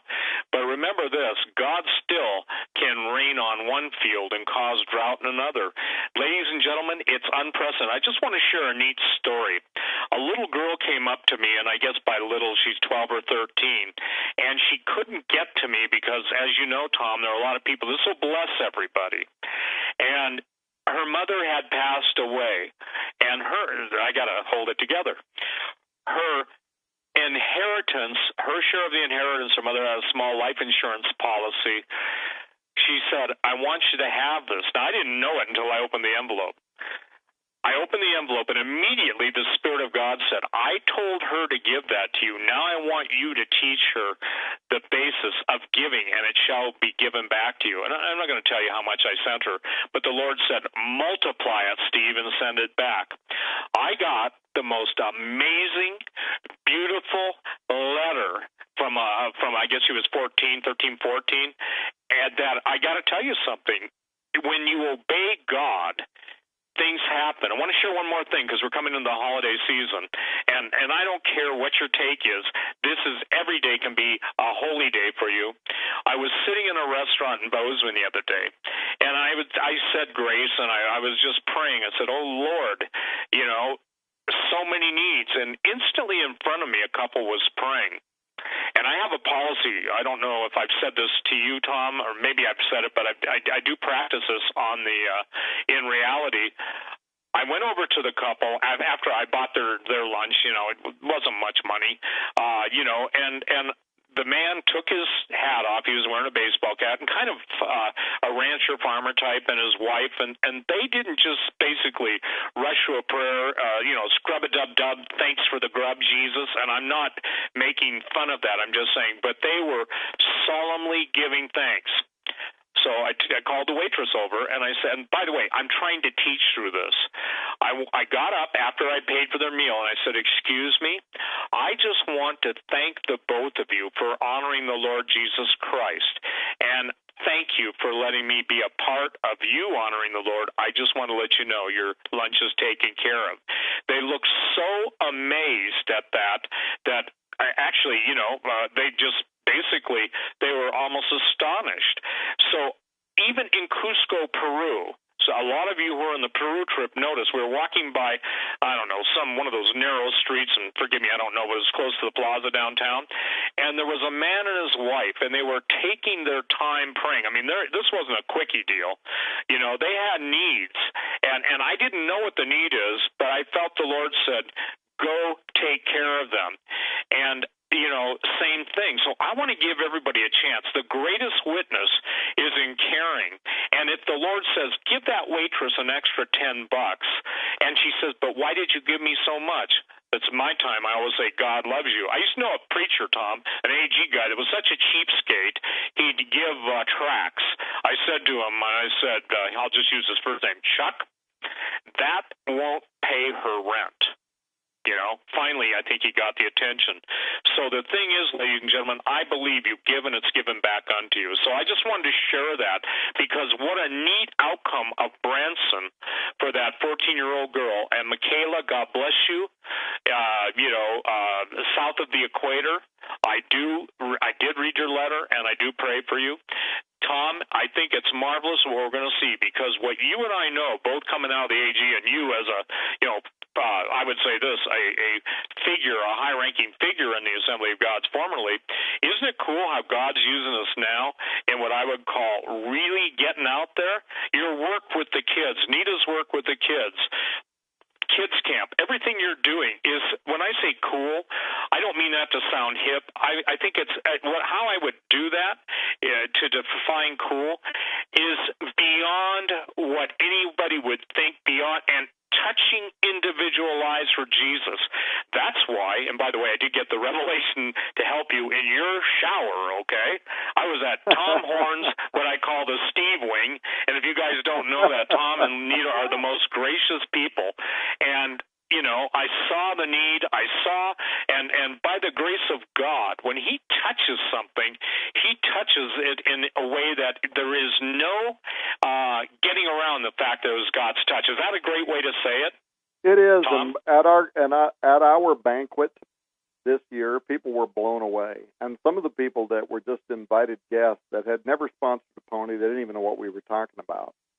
They came, Nita spoke, I spoke, Chris Carmichael, the head of the Royal Family Kids Camps International, came and spoke.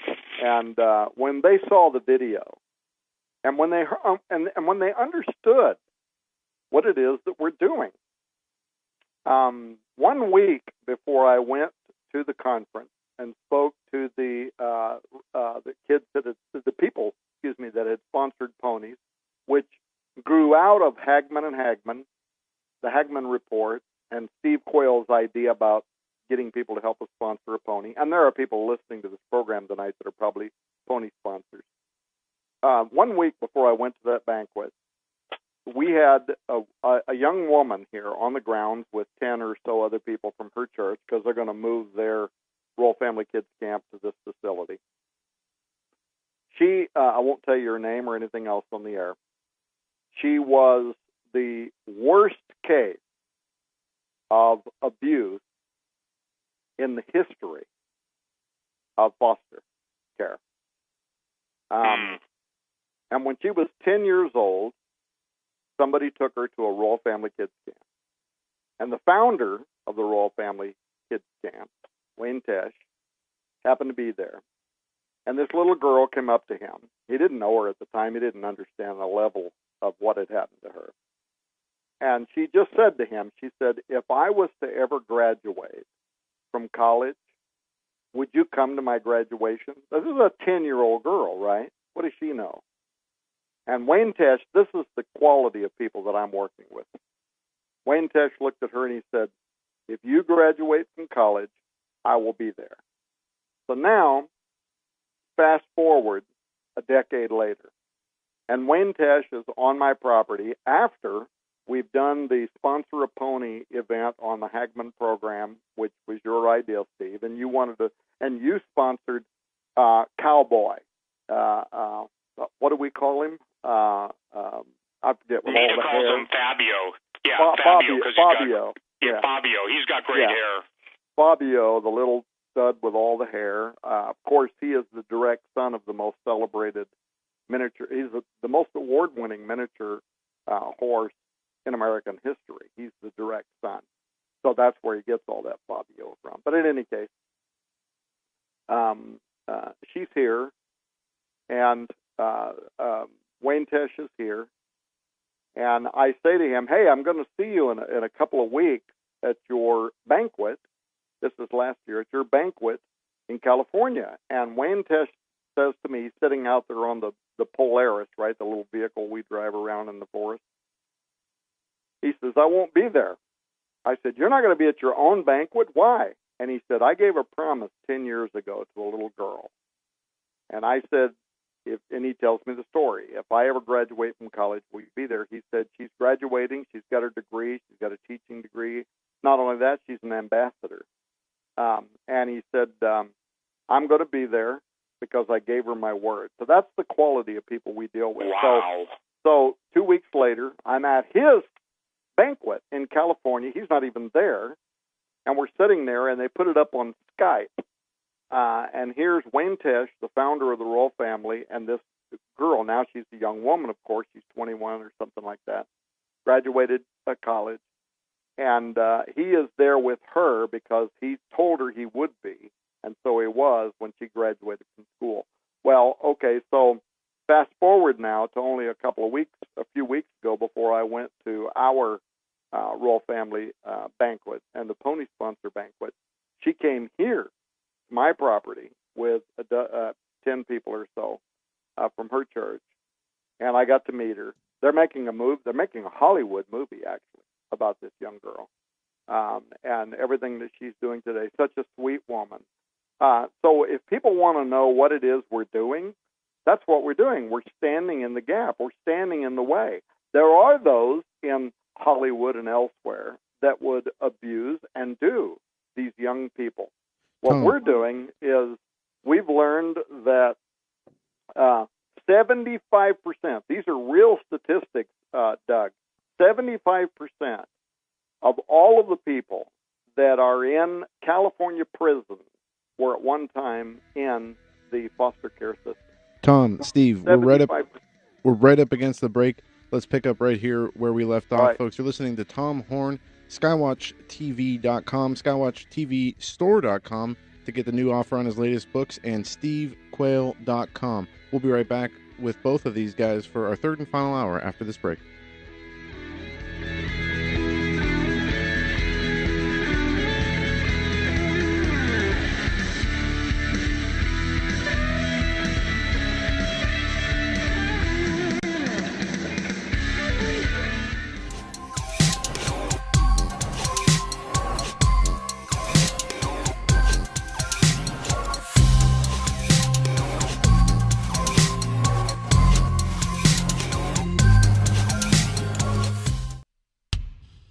Reporting on what the mainstream media won't, you're listening to the Hagman and Hagman Report on the Global Star Radio Network.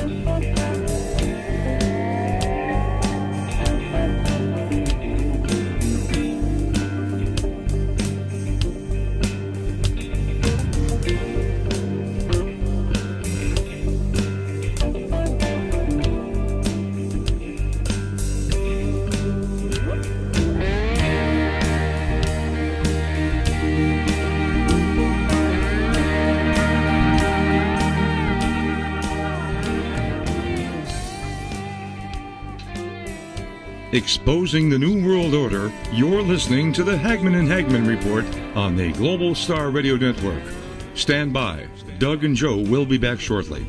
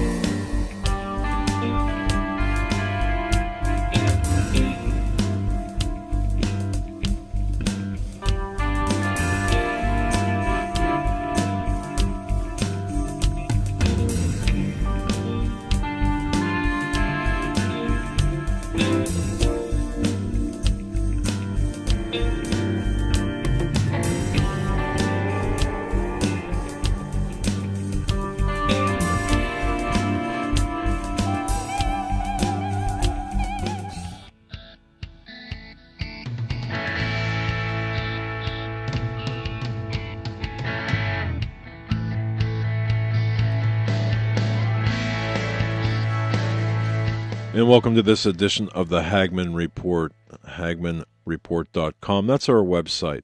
And from there, if you go to the write-up for tonight's broadcast, you can go directly to stevequayle.com and directly to Skywatch TV. And Skywatch TV, of course, they're special on their on Tom's book, Saboteur. Let me tell you something. It's the finest investigative work product I've read. And that's with respect to the topic at hand. It answers so many questions that I had. It connects a lot of dots, and that's just not to say it. It's meaningful. I cannot begin to tell you the library, how important it is for your library, and it adds so much depth to the subject matter at hand. Now, having said that, I also want to thank both Steve Quayle and Tom Horn.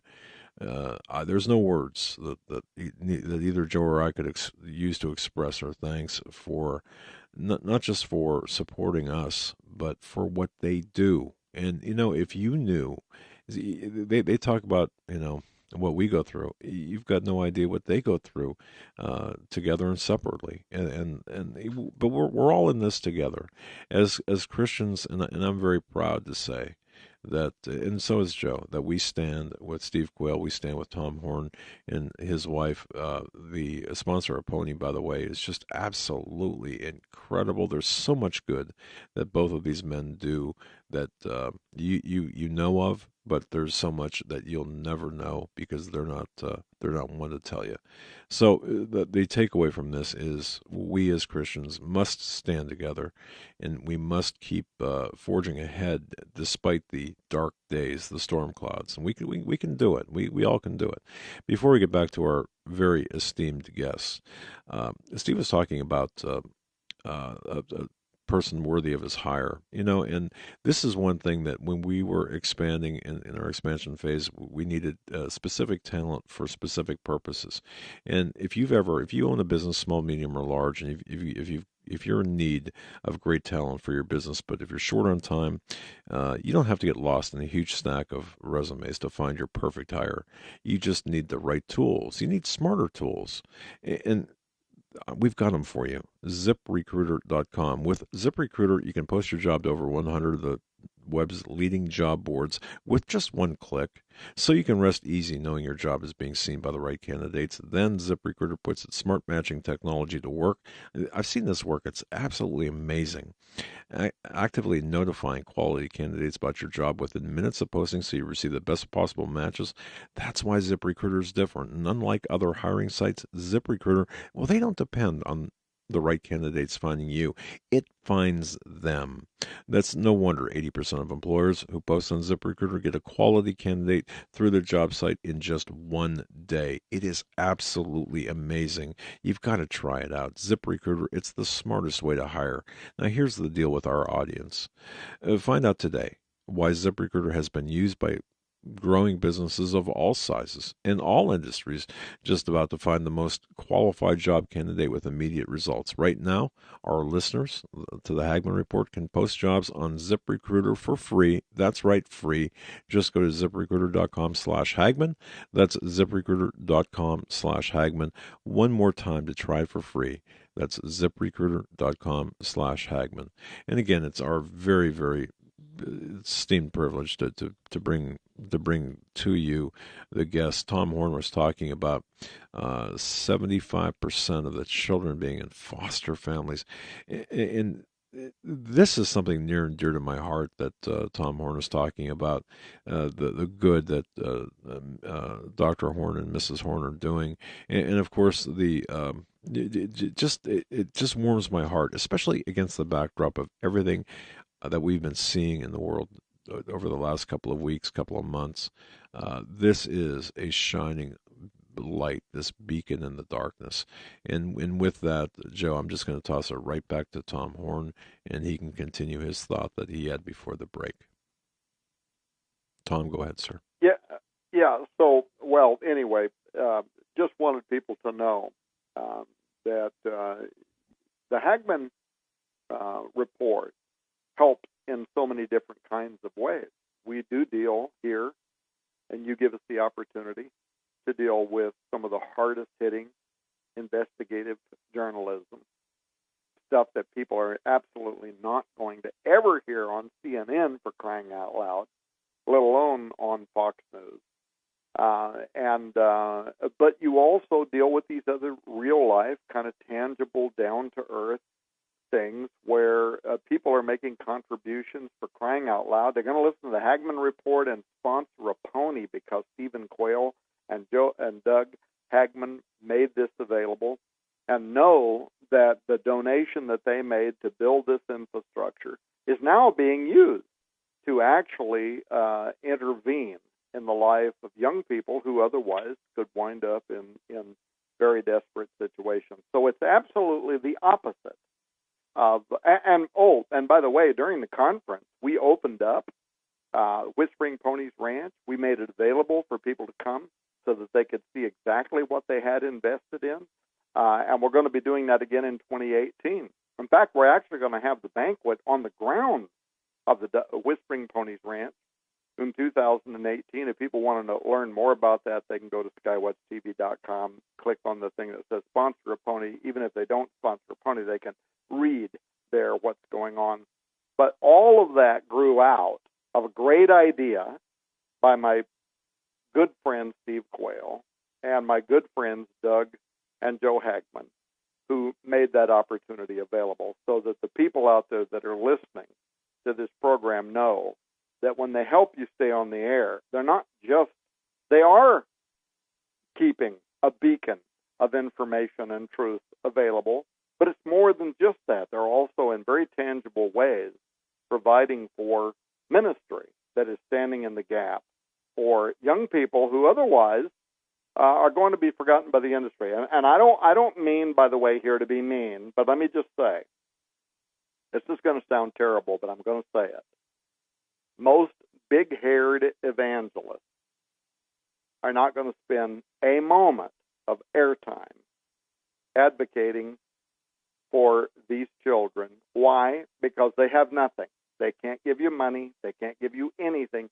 You do this because it is the fulfillment of the New Testament, where it says that pure religion and undefiled is ministering to orphans and widows.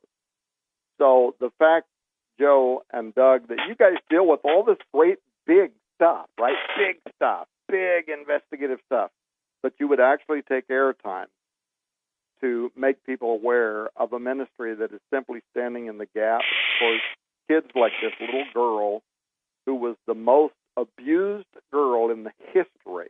In the history. I don't even want to know what that means, right? The most abused young girl, 10 years of age, in the history of foster care.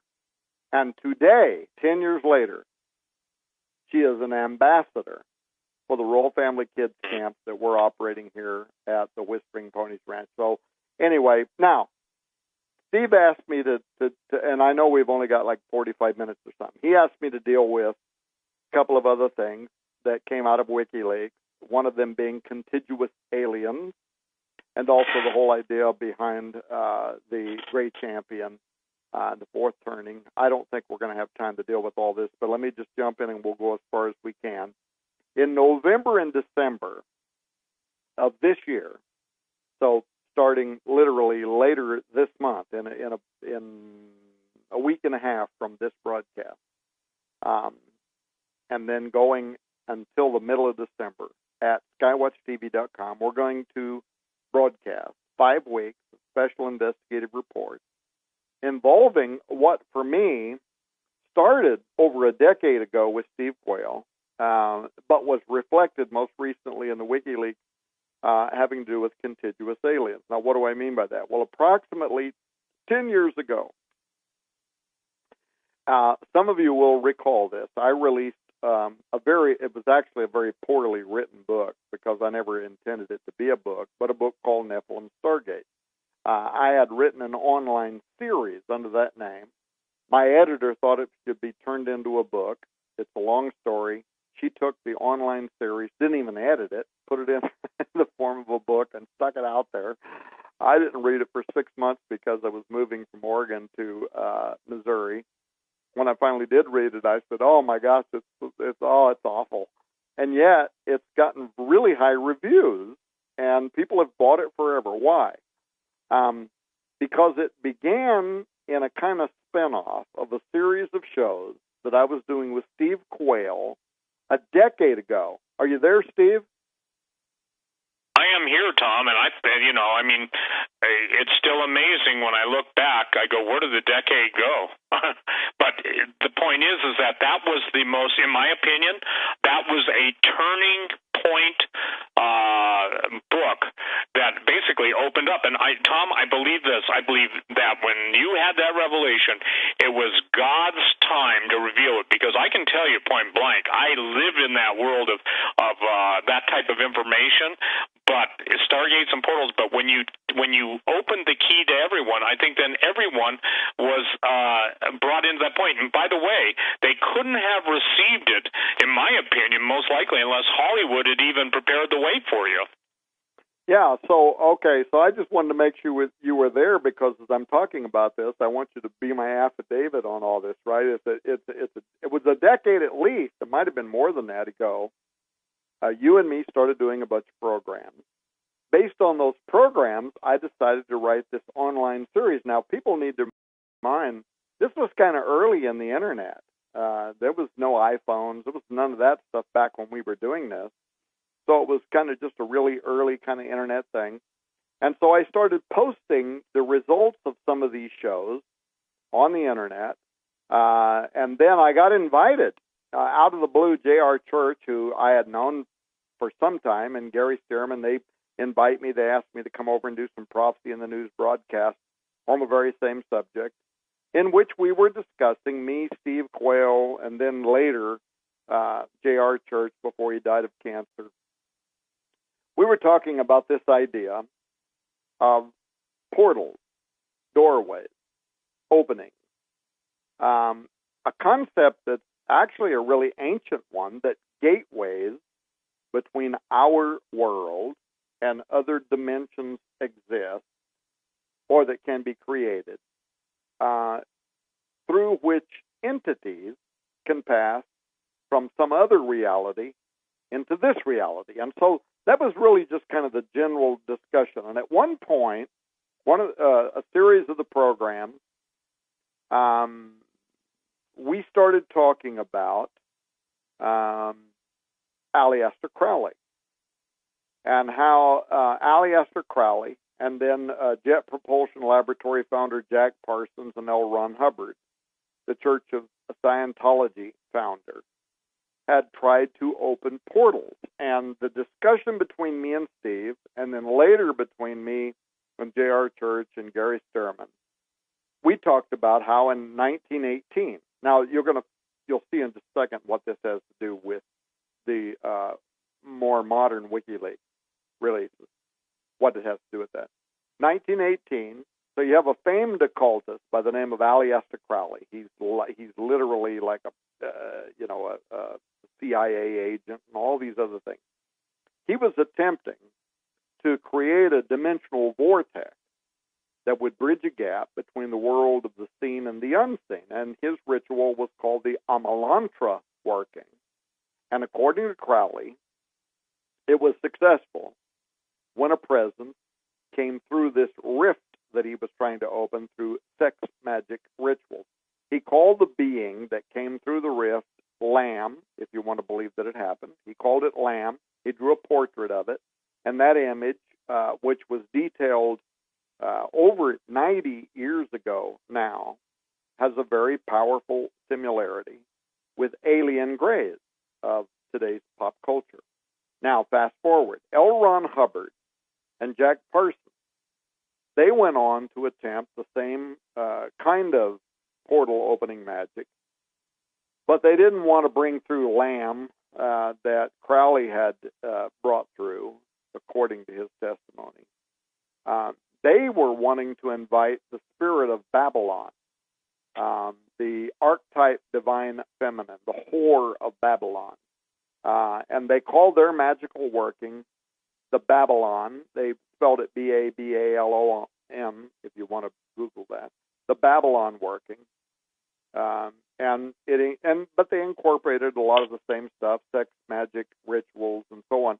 And their hope was to incarnate this whore of Babylon, this demon child, this Gibborim, into the embryo of an American female child.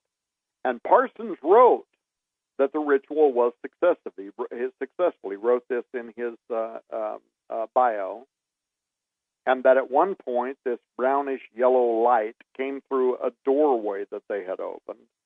And at the same moment, he said he was struck by something invisible, which knocked him sideways. A candle was knocked out of his hand. All this phenomenon, he said, happened.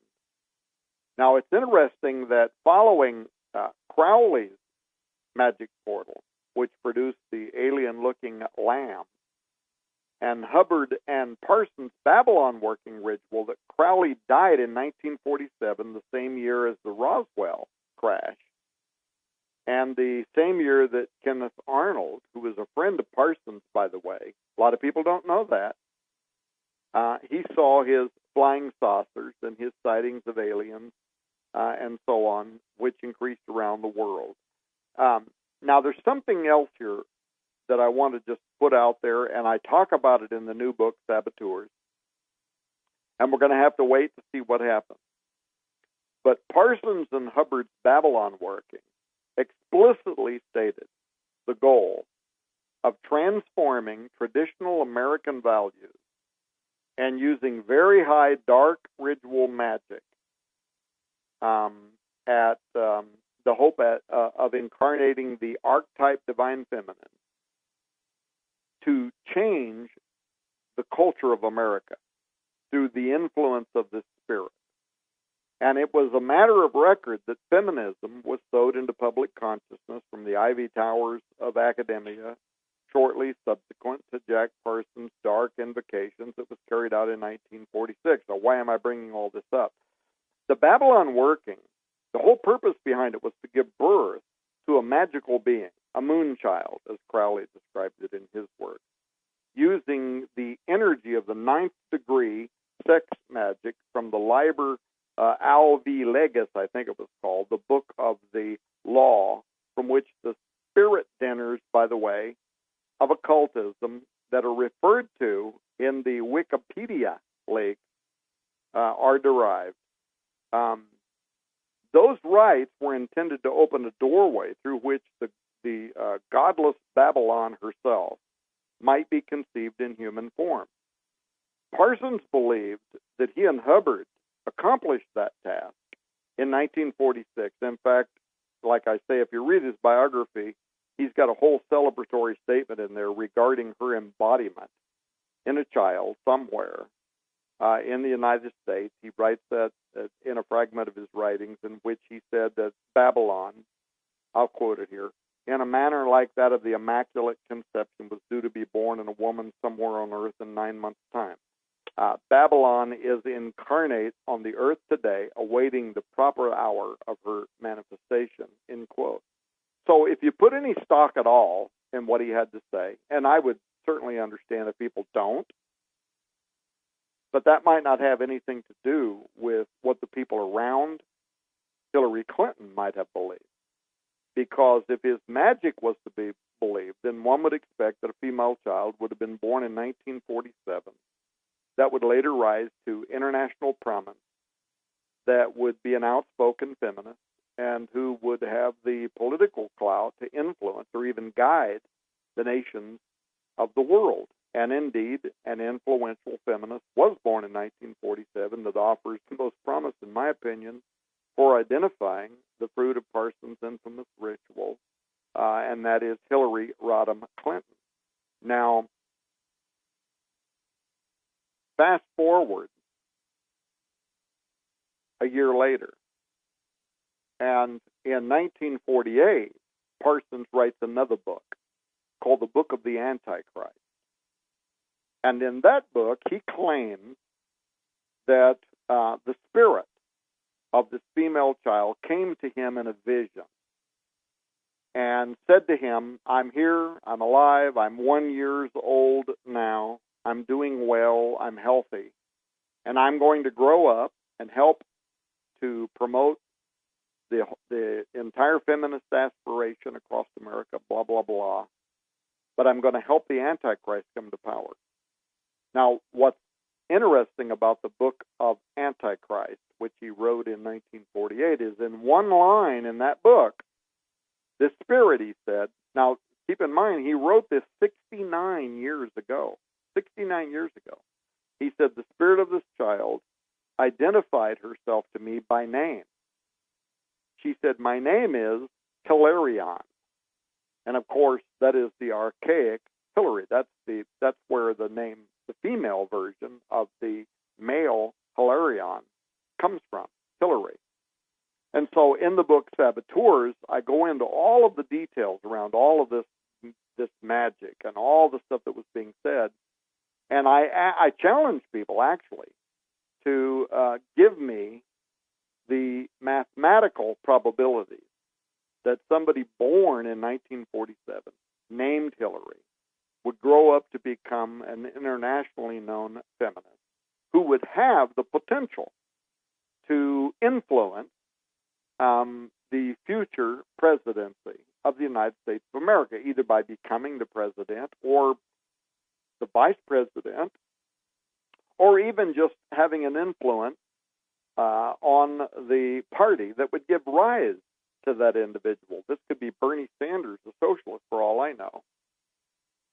And think of that, when you read the book Saboteurs, think of that in light of what we are learning now about the entire Clinton family dominance over the Democratic Party and how they took control of it to influence who could eventually become the next president of the United States of America. And then reflect upon that, how God himself may have stepped in, stopped the plans of the occultists, and is giving America today a chance to maybe make a difference in the future of this country. So now, what does that have to do with the contiguous aliens? Several years after the programs I did with Steve Quayle and the Prophecy in the News shows aired,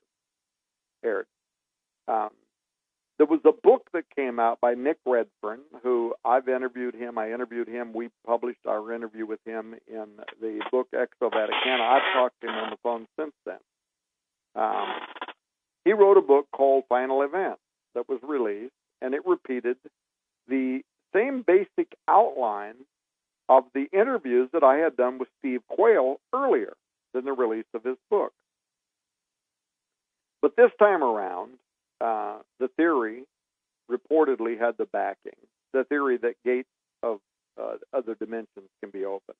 It had the backing of a secret government group that had been commissioned to get to the bottom of the UFO phenomenon and that ultimately concluded that what Steve Quayle and I had been talking about was true, that the mysterious manifestations of entities coming through these doorways are demonic.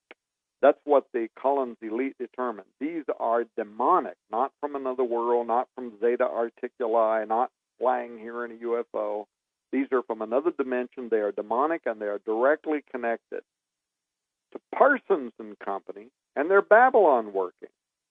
Now, according to Redfern, this group is an interdisciplinary group inside the United States government that are called the Collins Elite. Now, I have to tell you, because when his book came out, I read it, I was really skeptical of the Final Events book. I just sensed that, I'm not going to point fingers at anybody in particular, but I sensed that somebody somewhere had simply taken what me and Steve Quayle had been talking about for 2 to 3 years beforehand and had extrapolated it into a full-blown fabrication. But to give him the benefit of the doubt, I contacted Nick Redfern and in turn interviewed him for Exo Vaticana. He contacted the CE, the Collins Elite, for me to set up a meeting. And he also provided documentation for the book Exo Vaticana involving how he got together with them and all that.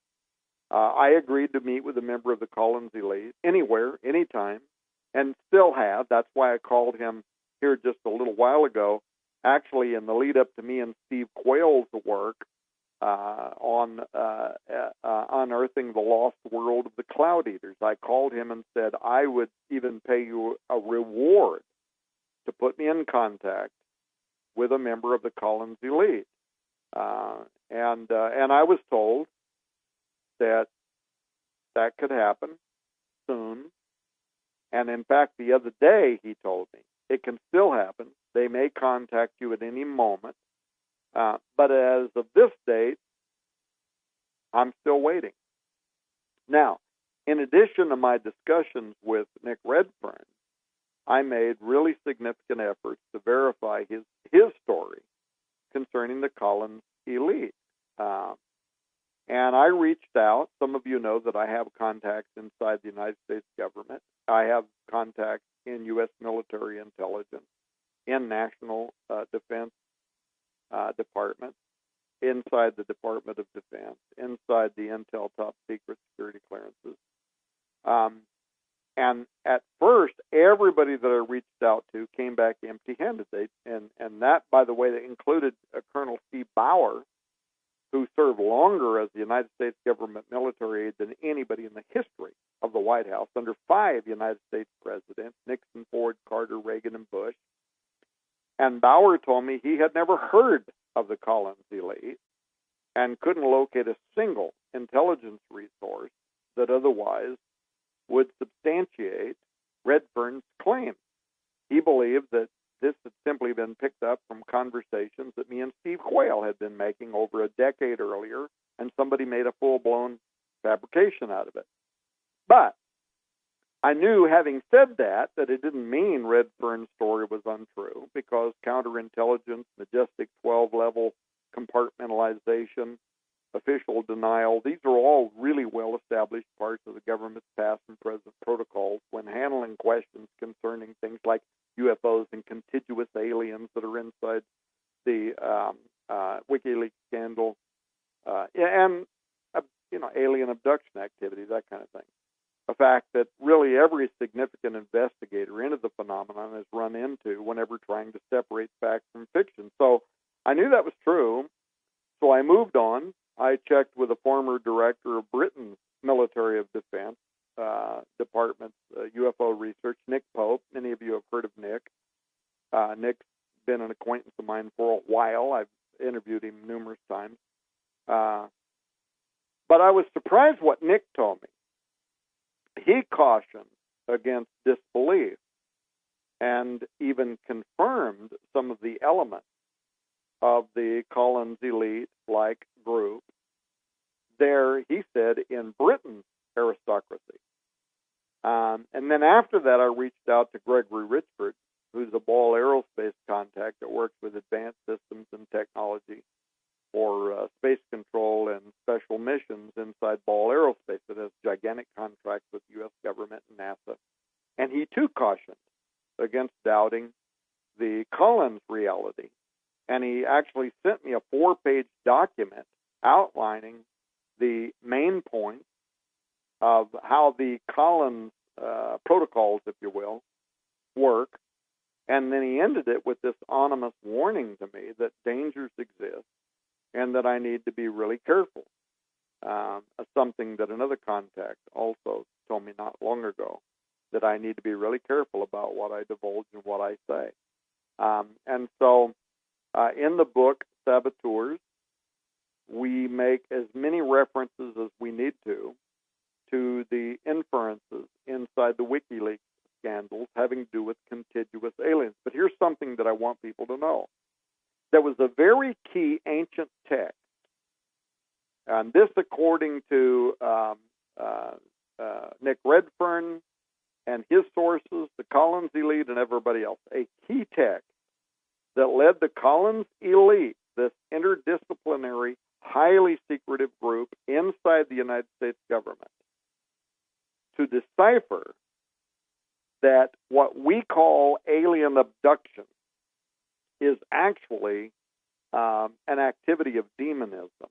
There was a key text. Guess where it came from? It came from a work that's been out of print for over 100 years, and it is called The Devils and Evil Spirits of Babylonia. Now, when I found out about that, and I also found out the key to their understanding of what's going on in so-called alien abduction phenomenon was a work called Fallen Angels and the Heroes of Mythology. I sent out my crew to find the original manuscripts. Guess what we did? We put both of these works that have been out of print for over 100 years, The Devils and Evil Spirits of Babylonia, that has the actual Babylonian sorceress incantations, if you will, that caused the Collins elite to believe that we were talking here in abduction about demonological phenomenon comparable to what the Bible described and to what Tom Horn and Steve Quayle were talking about over 10 years ago. That convinced them of that. We found the manuscripts for The Devils and Evil Spirits of Babylonia and The Fallen Angels and Heroes of Mythology, and I commissioned having both of those works put back into print in the English language in hardback, oversized, large, hardback collector's edition volumes. And right now, when people go to skywatchtv.com and they buy the book Saboteurs, actually buy the Saboteurs collection, which has the 3 books, Saboteurs, The Deeper State by Colonel McGinnis, and Gods and Thrones by Carl Gallup, all for less money than Amazon sells them for. We're giving away $130 worth of stuff over there, which includes the 2 hardback collector's editions of these 2 volumes. It also includes a DVD called Off the Record that has all these interviews with different people talking about well, I probably shouldn't give up too much about that, but the occultism in Washington, D.C. It also has an audio collection there called Shadowhand, which is over 20 hours of the best of the material that Steve Quayle and I have recorded for more than a decade. So anyway, if people are interested in the book Saboteurs, go to skywatchtv.com, click on that. But if for no other reason, you need to get this collection, because we are not those 2 hardback books that the Collins elite identified. We're not selling those on Amazon. We're not anything. They're only available in that collection, and they are literally a must-have part of any serious, student of scholarly research. Their library, they got to have it. So anyway, I'm amazed. By the way, I'm amazed that those 2 books, which I only had heard of the the one, not the other. I'm amazed that you were able to do this in actual hard copy. This is amazing. The devils and evil spirits of Babylonia is what I heard. The fallen angels and the heroes of mythology. I did not. So thank you for that. Yeah, and I'll tell you what I'm going to do. So now, and by the way, the people in the warehouse hate me when I do this. Because I make this stuff up on the cuff, and then they have to live with it. If people are listening to this program, if you go there and you click on that ad, you're going to already see that you got to get this. But if when checking out in the comments section, just type in, I heard you on Hagmann. And I'm going to I'll send the email after the program tonight. I'm going to tell the people in the warehouse that I want them to send, I want to just have them add a bunch of stuff. A collection of the best of interviews between me, Steve, beyond, in other words, what you're going to see in that ad. The best of Skywatch Television 2017 programs that we did, some of which were never even broadcast. But I'm going to tell them to add that, throw in some other books and stuff. It'll wind up being like a couple of $100 worth of free stuff. But just when you go there, tell them I heard you on Hagmann, and then they're going to put the extra stuff in there. In addition to the $130 worth of the free stuff that they're already adding to the Saboteurs collection. It's amazing. Thank you. I think, Doug, one of the things, too, when we tell you this stuff, ladies and gentlemen, there's a wonderful proverb. It says, it is within the heart of a king to search out a matter. Both Tom and I, in our combined years of doing this, we got a lot of years under our belt. But what we're trying to do is give, and I mean this, I told everybody, Tom, you've seen the promise, too, in some of the pseudepigraphal works that talks about children will grow up so fast that children will become learned in a short matter of time. I'm telling you, I'm seeing that, Doug, in my email. There are mothers and fathers sending me emails about their kids coming to them and explaining to them what Jesus told them. Now, I don't care who believes them. I don't care whether the people that are cynics, scornful, and it's amazing how many of those people listen to us. But the point is that there's being an acceleration mode, and it's my heart's desire and Tom's heart's desire to get everyone to the point where, look, you can benefit by basically and I believe this. I believe the parable of the different people that came to work at the different times during the day for the master, they were paid the same thing. I believe that applies to knowledge. So for those of you who think that, these guys got decades under their belt and they've done this research, blah, blah, blah, God will bring you up to speed faster than you can even imagine, and you will not come behind in any good thing, because the promise is the knowledge of the living God is going to fill the whole land. Now, I understand that there's some people that don't believe in the millennium, there are others that do. I happen to believe in the literal millennial reign of Jesus Christ. I know there are people out there that are making all kinds of claims, but here's the deal. The Lord's word, the Bible says, call unto me, meaning God's challenge to you and to me and all of us, and I will show you great and mighty things you know not of. And so that's what we're trying to do, Doug, and we want to thank you again for allowing us to do that. Now, one of the things, too, Tom, I just sent you, by the way, it's in your inbox, or it should be. The thing is that the story of the aviary, okay? And have you done much investigation of that? Well, yeah, I'm not connected to the internet, so I can't read the article you sent. Okay, yeah, but when you do, and basically it's a group of PhDs. It would almost be like Majestic, and then Majestic, according to, I absolutely can only tell you, I knew the head of the Magi, which was the offshoot of Majestic 12. The magicians are the bad guys, Majestic. So there's been a war in the world of Majestic 12, and again, everybody's vying for power. Everybody's vying for control of the world. It's kind of like that song, Tears for Fears. Everybody wants to rule the world.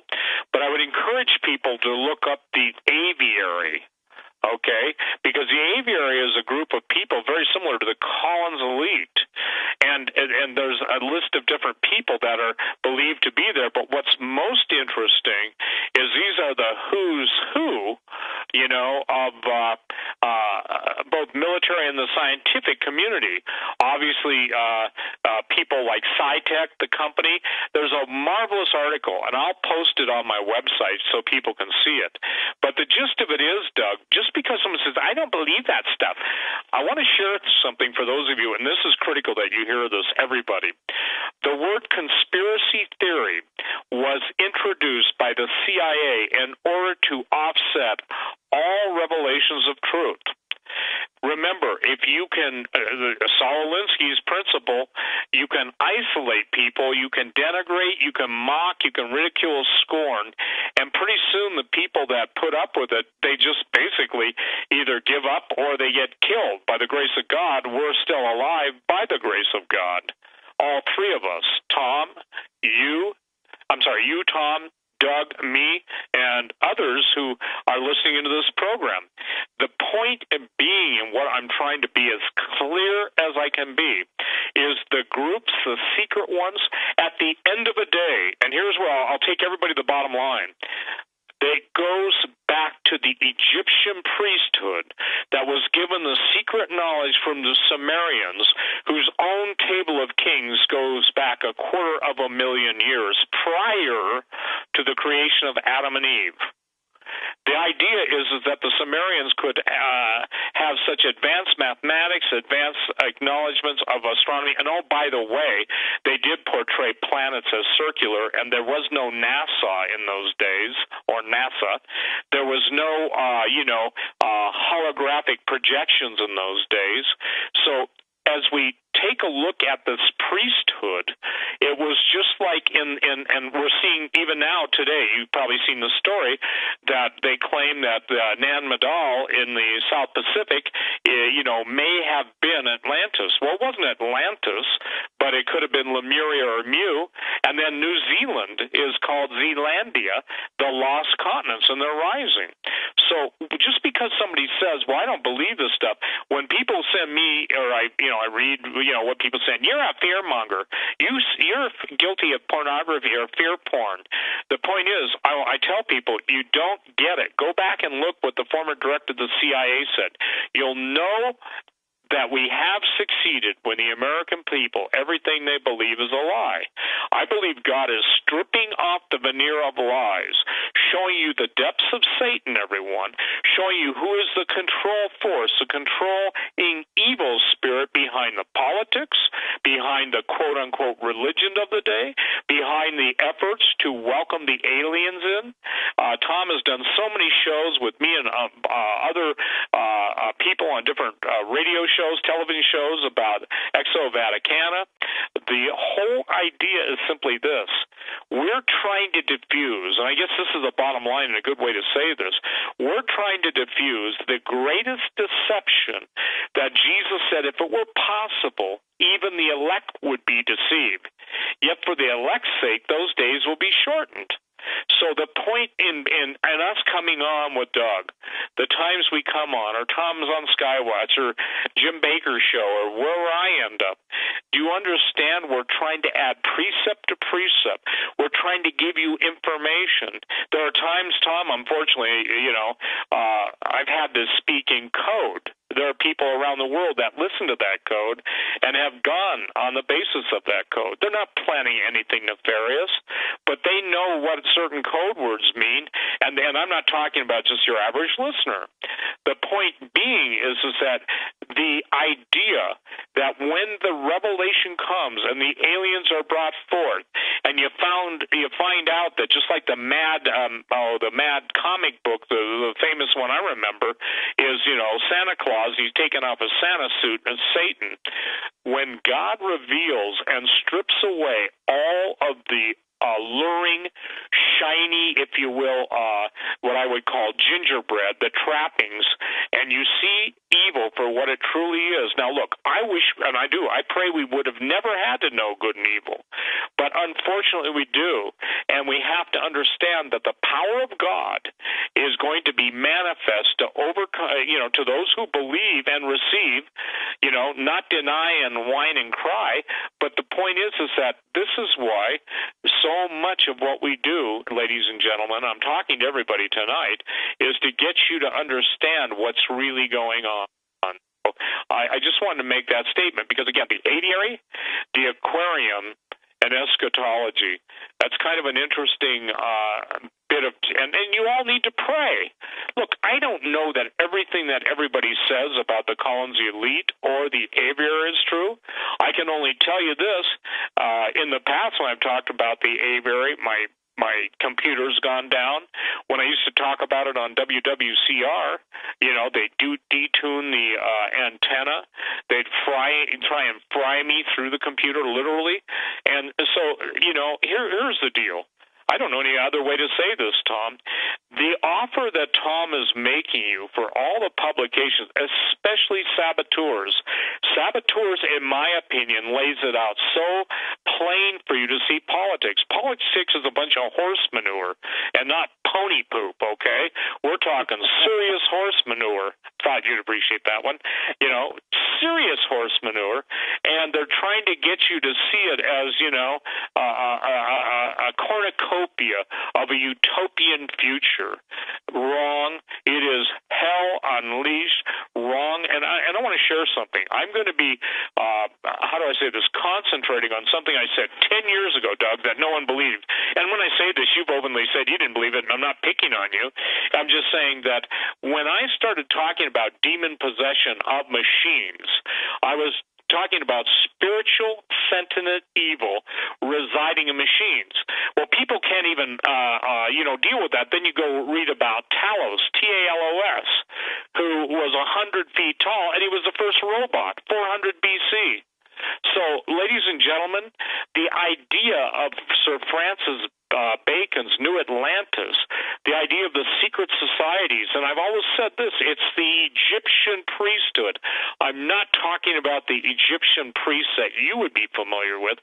I'm talking about the ones that have an auxiliary library of Alexandria that didn't sink beneath the seas, and the hidden knowledge, that word occult means to hide or to occlude. The hidden knowledge which they have brought humanity and the human beings under subjection, destruction, all the horrific things they do to people. God is blowing the lid on it. But your position isn't to marvel in the information. Your position is to get right with Jesus. Because I love what Pastor Langford said, Tom. He said, God isn't far. God never turns his face away from us. He loves his creation. But we choose to turn our face away from him and walk away from him.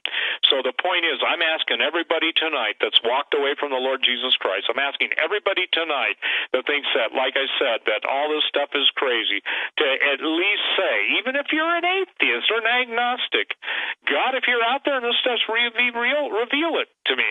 And I can tell you this, an honest atheist I have more respect for than a guy with puffed up hair saying this, I'll give you 777 blessings. You just lay your hands on the television set.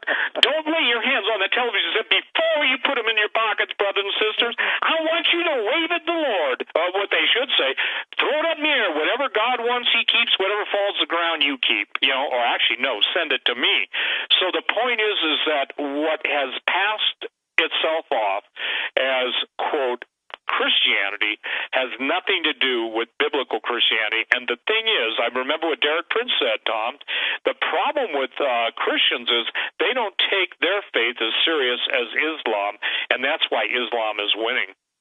Yeah, now, and by the way, we're going to be running some articles at Skywatch Television this week in which we're quoting theologians. And they're admitting now, they're saying that the biggest danger to the advancement of Christianity in the West is not radical Islam. The biggest danger to the advancement of the gospel in the West are institutionalized American Christians. Isn't that astonishing? Boy, is that true. That is astonishing. And again, ladies and gentlemen, with the rising of the real will come the persecution of the false. In other words, by the false, not of the false, by the false.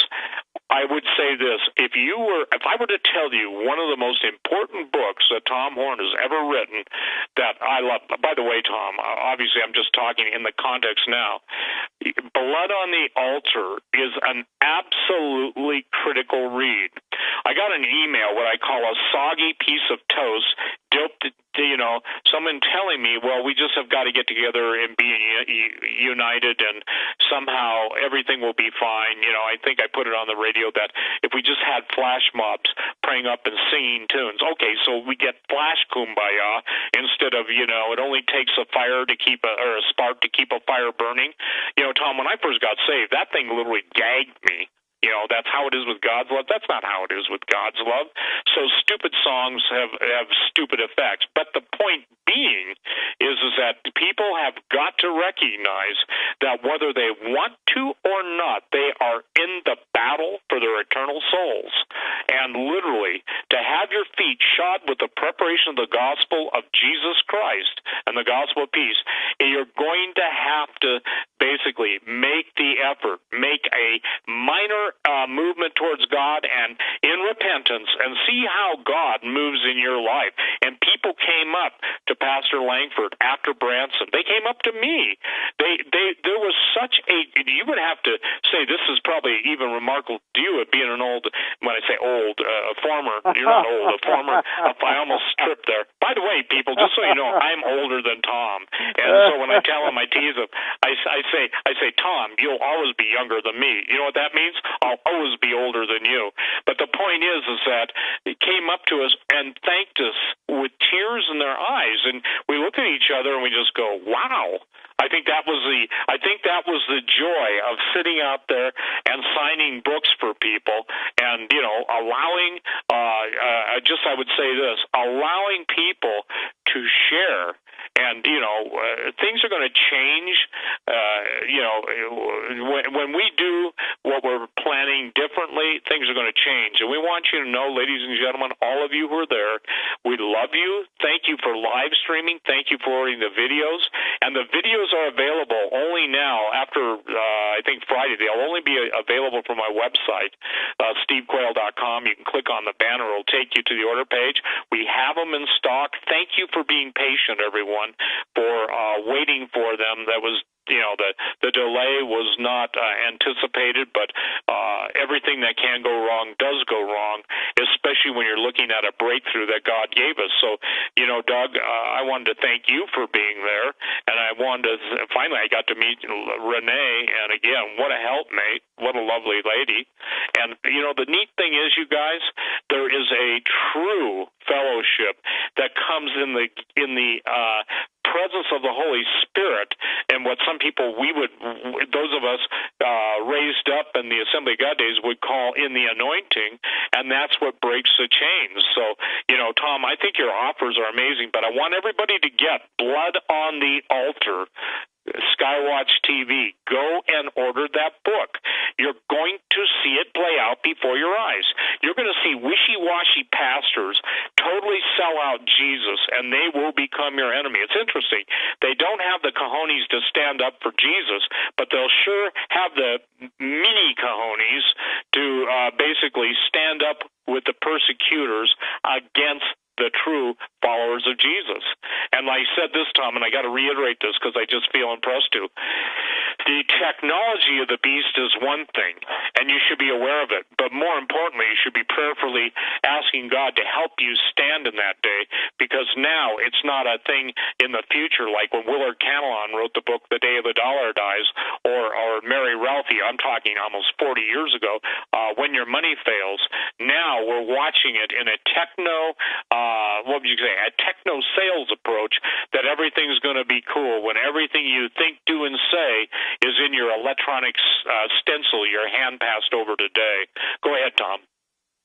Yeah, and Steve, this is one of the things, and actually, we're here today to talk about saboteurs, and I've told people already about the big giveaway with saboteurs, and they do need to get that. They really need to get those hardback books, especially with it being the Christmas season and people want to give gifts to, serious students of history and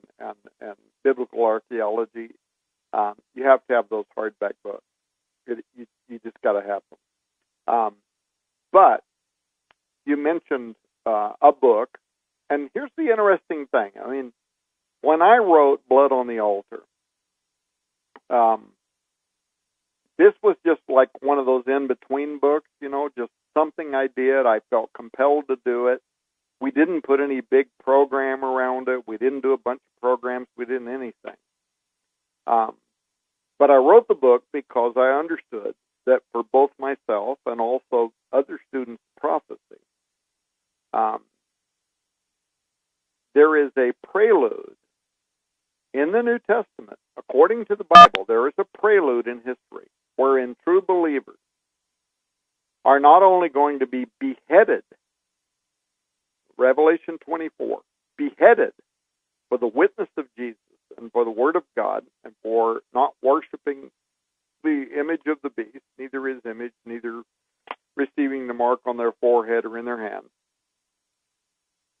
But when discussing that same end-time scenario, in particular, there is a subject of very rigorous persecution that unfolds on the earth in these end times. And it's mostly overlooked by most of the, so-called prophecy circles and blogs and whatever, in which Christians themselves are going to be shaped to war against the true body of Christ. Now think of how astonishing that is. Even the concept of a coming war between Christian versus Christian, at first, it just seems beyond credulity, and that's what this book is about. If it weren't for the inspired texts themselves, in which Jesus says, a time is coming when whosoever kills you is going to think that they are doing God a service. And in Matthew 24, where he tells his disciples, they are going to deliver you up to be afflicted, and they're going to kill you. And you're going to be hated of all groups of people for my name's sake. And many are going to be offended. They're going to betray one another. They're going to hate one another. Many false prophets are going to arise. They're going to deceive many. And iniquity is going to abound. The love of many is going to wax cold. So people can read all about that. Matthew 24, 9 through 12, I think. And then elsewhere in the Bible, it describes this coming era of great tribulation as when the Antichrist is going to have power to make war with the saints and to overcome them. It's too bad we didn't have time tonight, because I know we're out of time now, to talk about why not the Vatican officially, but officials from the Vatican, and very highly placed guardians of doctrine at the Vatican, are now saying that Pope Francis is, get this, is the false prophet of end times fame, and that he is putting together what they, and this is not my words, this is their words, a satanic agenda. And it literally sounds like the fulfillment of the prophecies of Malachi Martin. I'm looking at the clock, and I know we're out of time. Yes, the whole point about the book, Blood on the Altar, has to do with this fact that in the end time, it's literally going to be so-called Christians with parentheses against Christians. And that's what we're seeing unfolding now. A symbiosis between Blood on the Altar and Saboteurs, I must say, in my reading of both. And, of course, all of Steve Quayle's works as well, the unveiling of information once hidden. Gentlemen, we cannot thank you enough. Hey, Doug? Yes, sir. Doug? Yes, sir. Let me just say one thing, too. All True Legends DVDs, all three of them, are available on my website for $50.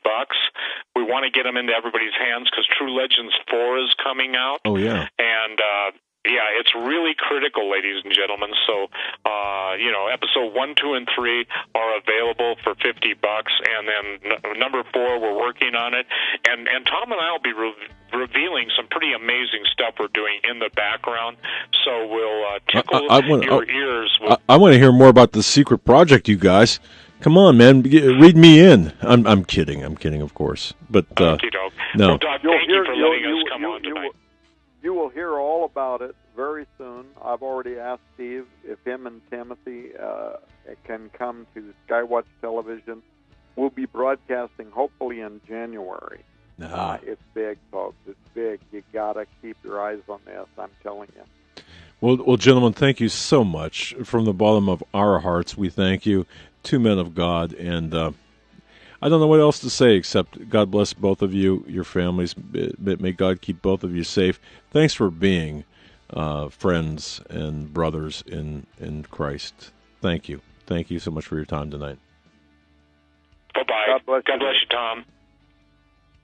That'll do it, folks. Until tomorrow. By the way, 9 o'clock a.m. Eastern, Doug Hagmann Radio Show, 2 to 3, John and Joe, and then, of course, our flagship show, 7 to 10 p.m. Eastern Time. Global Star Radio Network, BTR, and, of course, YouTube Live. May God bless each and every one of you. We hope you've been enriched by this broadcast. And, again, thank you, Tech Eric, Jackie, John, and everyone for a great job. Well done. Pray. Prepare. Good night. See you tomorrow.